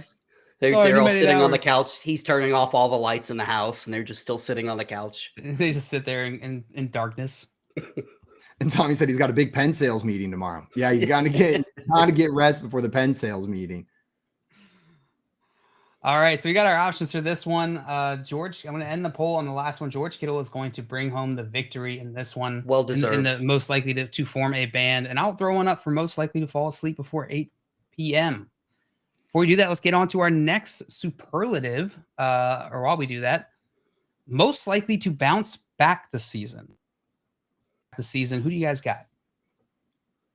We're talking maybe after a rough start at the beginning of the year, most likely to bounce back this season. Does Chris Godwin count since he was out injured at the beginning of the year? It doesn't look great. This Buccaneers offense has been abysmal so far. I think this Buccaneers offense gets it together and we see Chris Godwin look like the wide receiver one that we've seen him be in past seasons. I'm going to go with Chris Godwin. He's still got the talent. He's still putting up good numbers. We just need this Bucs offense to start working better. And I have faith in them to get it going. So I'm going to go with Chris Godwin as my most likely player to bounce back this season. I like that pick. I'm going to go with DeAndre Swift. I know he's been banged up. He's, when he's been on the field, he's been a monster. It's not been for a lack of production. He just, so far in his career, he's battled with injury. And I don't understand why they even bothered playing him yesterday for the limited amount of snaps. That's a new metric we're working on, slap share. I think that if he's going to be able to get healthy, this offense, they've been pretty solid. Say what you want about the Lions, but their offense has been fun to watch. I think that if he's able to get on the field, he could definitely bounce back. I like that one. So going with DeAndre Swift, Simon, you went Chris Godwin, and I'm going to go Deebo Samuel. Maybe not a traditional bounce back type of guy, but he hasn't quite been what he was last season. I think he's going to bounce back rest of the season. This offense in San Francisco here. The addition of CMC only helps him. I I think Debo is a prime candidate here. Man, I I like wanna both of see- yours. I want to see CMC and Debo line up in the backfield together. Like, I hate that Debo has been banged up since CMC's been there. That's going to be sexy. Shanahan is just like, he dreams about the plays he can call now with CMC on that roster. Like I want to just be in Shanahan's head while he's sleeping, because I feel like it's just like football mayhem in there. And now that he's got CMC on the roster, Yeah, I'm hoping that just unlocks this team, but we will see coming out of the bye for sure. All right. absolutely. Andy Reid is going to take home the most likely to be asleep before 8 p.m. So well done on that one, Jay. Rightfully so. I think that was the right one. I think that was absolutely the right one. And you know what? I think you guys are doing better at this than me at naming these guys, because I like Chris Godwin as a bounce back player, but Debo and DeAndre Swift, I think they're starting a little bit lower, and maybe their ceiling is a little bit higher for each of them as well. So that bounce back could be even bouncier for those players. Even bouncier. You guys like got the that. super bounce ball, and I just got the one from the 25-cent gumball machine. Oh, I love those the bouncy balls that you get out of those gum machines. They're so much fun. Yeah, Brooks likes to bite those in half. I was gonna say my problem with those, I always used to bite them in half. Yeah. Why? Feel like you Brooks is Simon. Like, I am raising a tiny Simon, because just every time I say something that Brooks, my 3-year-old son, does, it's like, oh, Simon's like, yeah, I used to do that. Like, yeah, I used to be obsessed with trains. I used to bite bouncy balls in half. Like, I used to poop in measuring cups. Tommy said, "God help you, Jay. God help you." Thank you. For Thank real. you, Tommy. For real. Hey, I was a joy. I was a joy to raise. Not always, but overall, I would say a joy. Mama Grunewald, let us know in the chat. Was it truly a joy, or Simon just a lying piece of poo? I threw the poll in the chat here. Most likely to bounce back this season: Chris Godwin, DeAndre Swift, Debo Samuel. While the chat votes on that, tells us what they think. Chosen Rose came in and asked, "You think Josh Allen is okay?" I think he's okay. We saw his arm get hit during that game, and he looked like it was like sore the rest of the game. But I think it's just sore. I think he got hit and it hurt, and he's sore, and he's going to be fine. After the game, he said, like we said earlier, it's tough to win when your quarterback plays like shit. He didn't say it's tough to win when your quarterback gets really injured. You know what I mean? It sounds like he's taking the responsibility of it being a bad game, not putting it on his arm, not saying that he was banged up. I think he's going to be fine. Yeah. Jay, are you worried at all about Josh Allen? I am a little bit, and it really just depends on what we see from the practice reports this week. I was reading about the injury. I didn't even realize it happened until late last night. Apparently, they said there's concern for his UCL, and that's the issue that he dealt with in 2018. So they said it is one of those injuries that don't really bother you in the moment, but as time passes, it could start to swell and could start to see some issues. So keep an eye on the injury reports. The practice reports. I think he should be fine, but if you see him missing multiple practices, then, it is something to keep an eye on. Yeah, I'm with you. Chris Genova in here. So what up, Chris? Good morning. In a Monday Night Football pickle. Kenyon Drake and is up by 3. I need to play a tight end, either Taysom or Isaiah Likely. What do you guys think? So are you guys to get the most points here? Are you guys starting Taysom Hill or Isaiah Likely? I think if I just had to pick in a vacuum, you didn't give me any context, who's going to score more fantasy points? I think it's Isaiah Likely. We are already down 3. They've got the starting running back for the Baltimore Ravens tonight, who I'm expecting at least a decent game from. I think you need a big game to win here. I'm rolling out Taysom Hill. It's a boomer bust play. You're hoping for a touchdown or 2 from him, but you're down by 3 already, and they have a running back, the starting running back for the Ravens here. I think you plug in Taysom Hill and hope for the upside that he presents. And if he lays a goose egg, he lays a goose egg, and you take your L. We haven't seen it from Taysom Hill in the last 3 weeks since he had that big week. I'm going Isaiah Likely here. I think the upside is similar. Taysom Hill, boomer bust for sure. But like Isaiah Likely in the situation that he has, if it goes well for him, it's going to be awesome. It's going to be great because there's no one else there.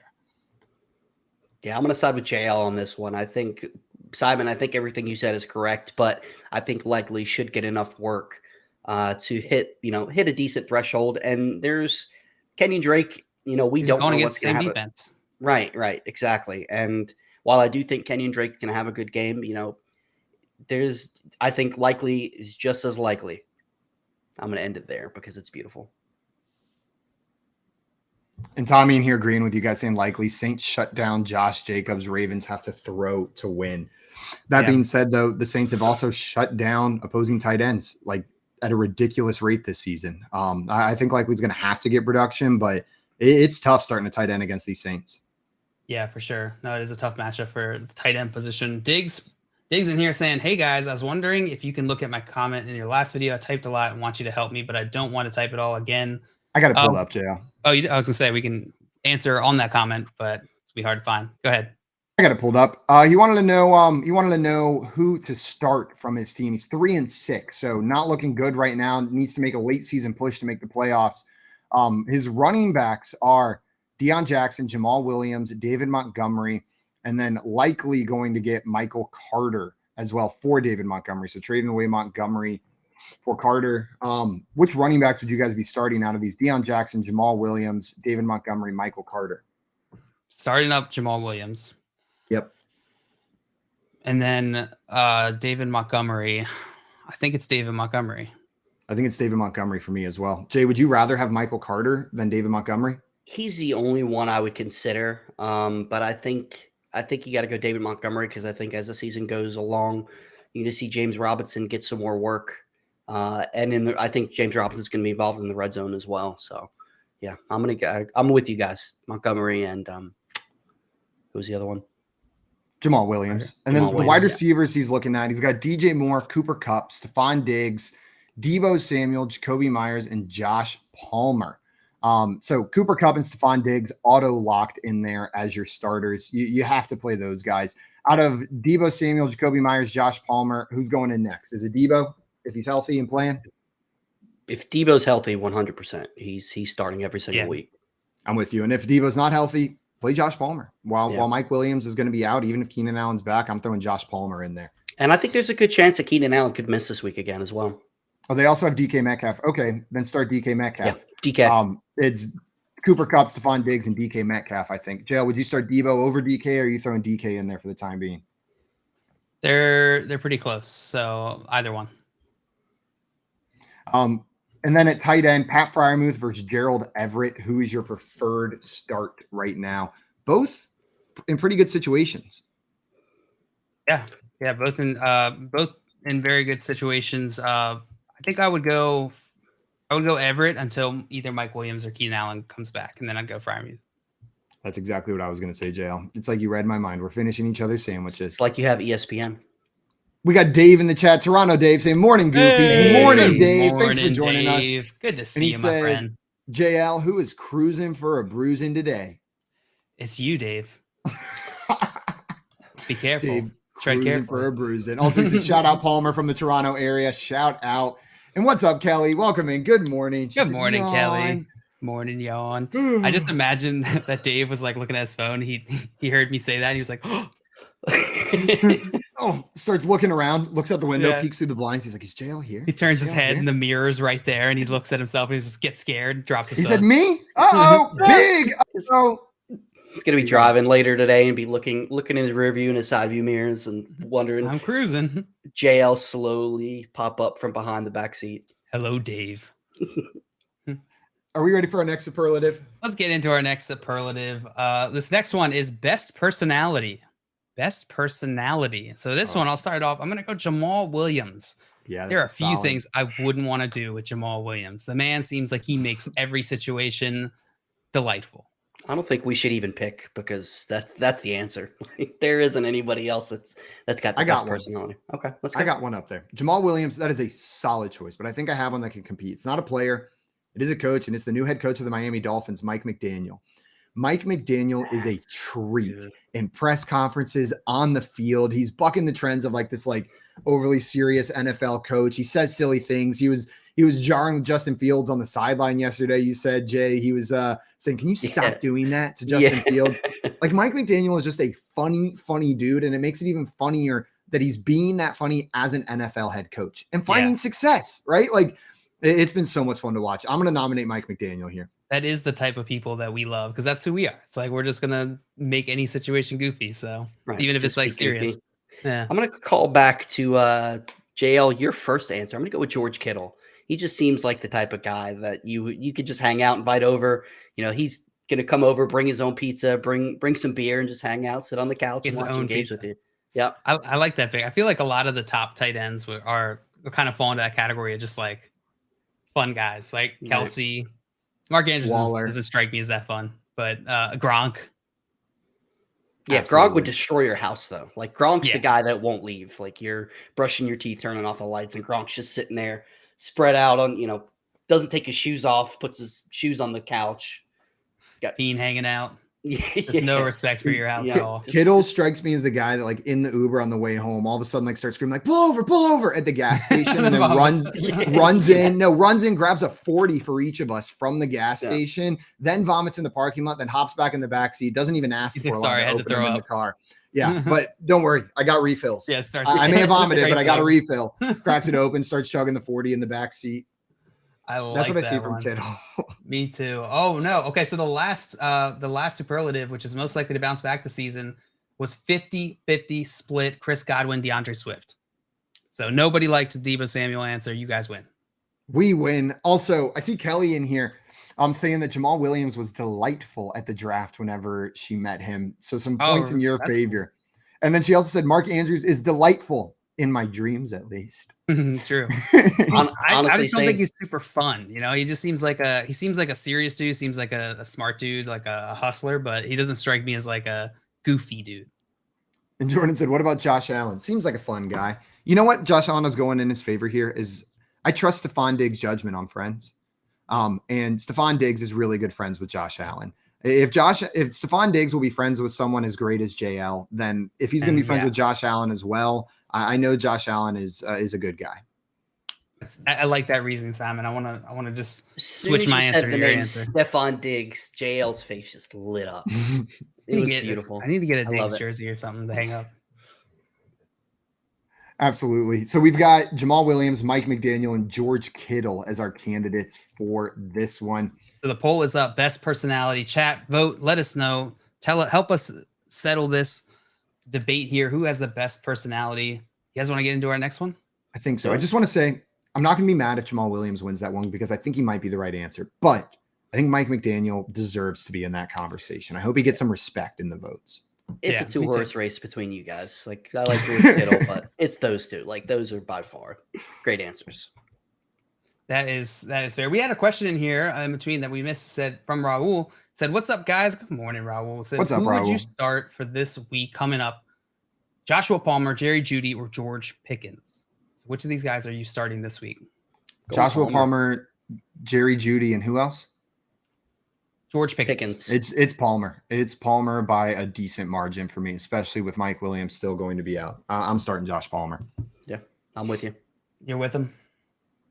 I think I would go, Josh Palmer is the right answer. I want to go a little Pickens, but I can't. Also Scott in here saying I DM'd Simon on the morning of October 23rd. Still waiting. Scott, here's the deal. Here's what's going on. Ever since you brought it up last, I now feel the pressure for that first text to be a real banger. Like I need you to open it and be like, man, am I glad Simon texted me? It can't just be like my name so that you have my number. I can't just say Simon. Like that's off the table now. There's pressure. I've waited. It's like you procrastinated, but you kept telling them like, oh yeah, it's going to be great. It's going to be great. It's going to be so good. And then got to make sense why it took this long. Like you got to live up to the hype. Absolutely. So that's what's going on, Scott. And I've been working on it nonstop since that day when you brought it We all have. It's been a team effort. We've been really working on putting all of our time and energy into this. Right. Yeah. So it's coming. It's coming. That's why this show sucks so bad. Also, Diggs Productions in here had a question for us. So, do you guys think it's a good trade to trade Jamal Williams for Kenneth Walker? I definitely want the Kenneth Walker side of that. So, if you are on the Kenneth Walker side, then take the Kenneth Walker side. But I would not be trading Kenneth Walker away for Jamal Williams. Correct. Yeah, I'm with you guys.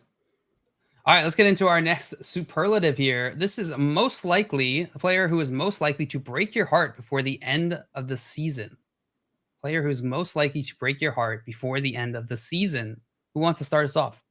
Is this a player that hasn't broken my heart already? Yes. Okay. Player most likely to break my heart before the end of the season. While you guys are thinking it, I will go. I'll throw mine out.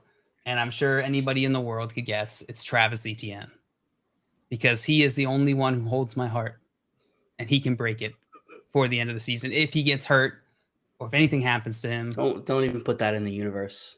Knocking on wood. I love you, Travis. You love Travis. You love Travis so hard, JL. Dude, Travis had such a good week. Man, We can Travis talk about looks it. so He's looking like good a out stud. there. Man, player that is most likely to break my heart. Travis Etienne, they've got to be doing great to break your heart. Or, you know what? They don't have to be doing great. I can be expecting them to turn it on over the back half of the season, and then they don't.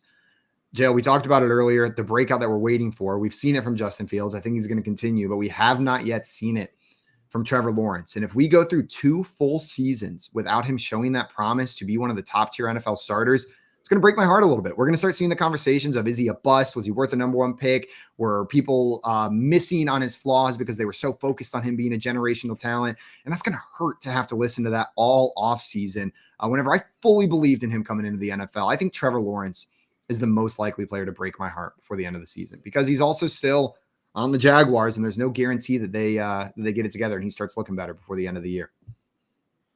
I like that one, Simon. I've already had my heart broken by Breece Hall getting injured because I was so in on him, and that really, really hit me hard. But this one might be a little controversial, but I'm going to say, I'm not saying this is going to happen. I'm saying this was the superlative could break your heart or is going Most to. likely to break your heart. Okay. Because I was thinking maybe Cooper Kupp, because I'm really concerned about the Rams and their offense. Yeah, you know what? I'm gonna go with Cooper Kupp. I'm scared. I'm scared of this Rams offense. I'm scared that,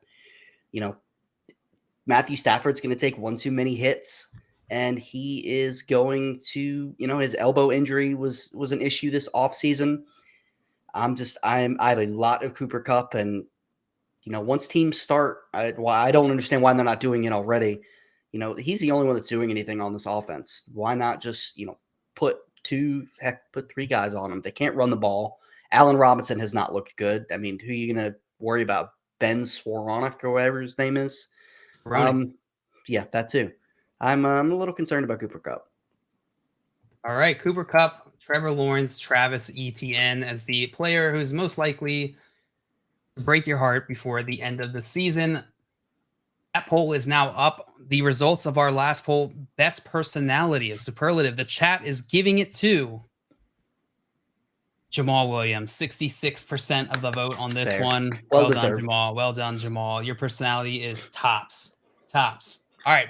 Vote on that next superlative while we get on to our last one here. Our last superlative of today.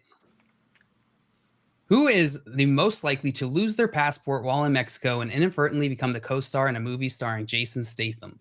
So before we answer this sounds like a preposterous situation. I just wanted to put a real life story out there that is oddly similar to this. There was a walk-on football player at Clemson University. What was his name? Let's see. Matthew Knowles was a football player at Clemson University. After graduating, he moved to China to become an English teacher, then got discovered while in China and became one of the biggest movie and television stars while he was there, starring in like hundreds of episodes of television shows and in multiple movies. So as this former football player from Clemson moves to China and becomes a movie star, gets discovered while he's over there, signs with the talent agency, and just full on becomes a movie star. That was his career trajectory. That's pretty cool. Pretty cool. It's a true story. But that being said, I don't have an answer for this one yet. I was trying to stall and hope a name came to me during that time period. All right. Jay, do you got one? I'm going to go with Jimmy Garoppolo. I could see Really? him going. Yeah, I think it's he's got the look. He could have a situation like Simon was just talking about getting discovered. And I could see, The look? What's the look? I mean, he's one handsome man. I mean, he's made for the movies. Oh, I see what you're saying. Okay, so he's got a face for the screen. Right. Yeah. And, he's known to party a little bit with some unruly people. And I could see a situation. He's out. Oh, yeah. He's laid down with some ladies of the night from what from what people talk about. What does that mean? Yeah. What do you think it Prostitute. means? Oh, Yeah. Porn stars, stuff like that. And I could see him, being in Mexico, being at some crazy party, and his passport gets stolen. And then he's stuck there. And then, Yep. And then in comes somebody Jason sees Statham. that face. I mean, the rest is history. He's a Mexican movie star. Simon, give us your best Jason Statham impression. So let me Google him real quick because I know who he is, but I am also so bad at remembering actor names. So this is gonna sound odd. I don't recognize this man at all. What? Jason Statham? Are you serious? Are you kidding me right now? What is he in? Like I know the same movie over and over. He's in a million things. He's in the Fast A Million and Little Furious Things spin-offs. He was in, what was the driver one? He's in Furious 7. Crank. I saw that in theaters with my Never dad. seen Crank. The only Fast and Furious movie I've ever seen is Tokyo Drift, and I've seen it about 100 times. Transporter. That's the main one that he was from. It was the entire Transporter series. How do you not know? Are we talking about Shia LaBeouf? No, Transporter. It's a different movie. The Italian Job. You've never seen the Italian Job. Now you still have to do the impression. What do you think he sounds like? Yeah, I'm looking at him now.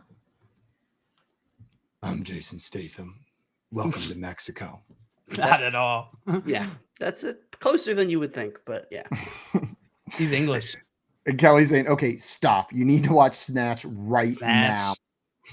Honestly, I'm surprised. I just didn't think someone would know this. You guys always make fun of me for not knowing things, but really, I think Simon. Yeah, that's pretty big. Way more I'm gaps in his knowledge than I do. I have fully owned my gaps of knowledge when it comes to like movies and celebrities. That is where my knowledge gaps lie, and they are gaping. I am so bad at it.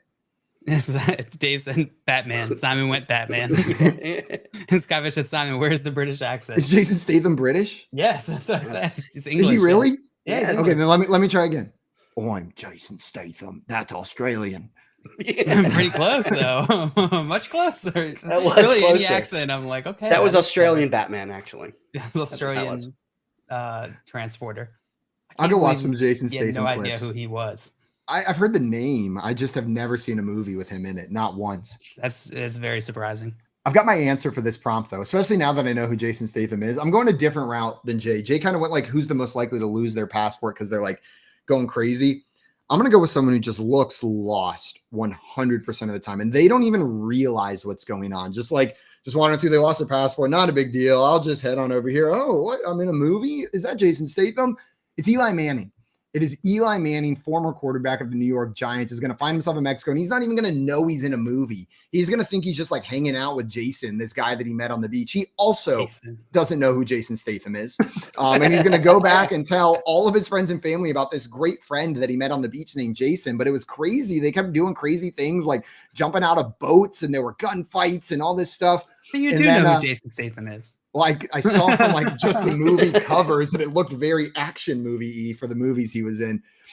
So they're going to have no idea. He's going to have no idea that he was even in a movie. The cameras, the lights are going to just go over his head. He's going to think that's just what it is in Mexico. He's used to it.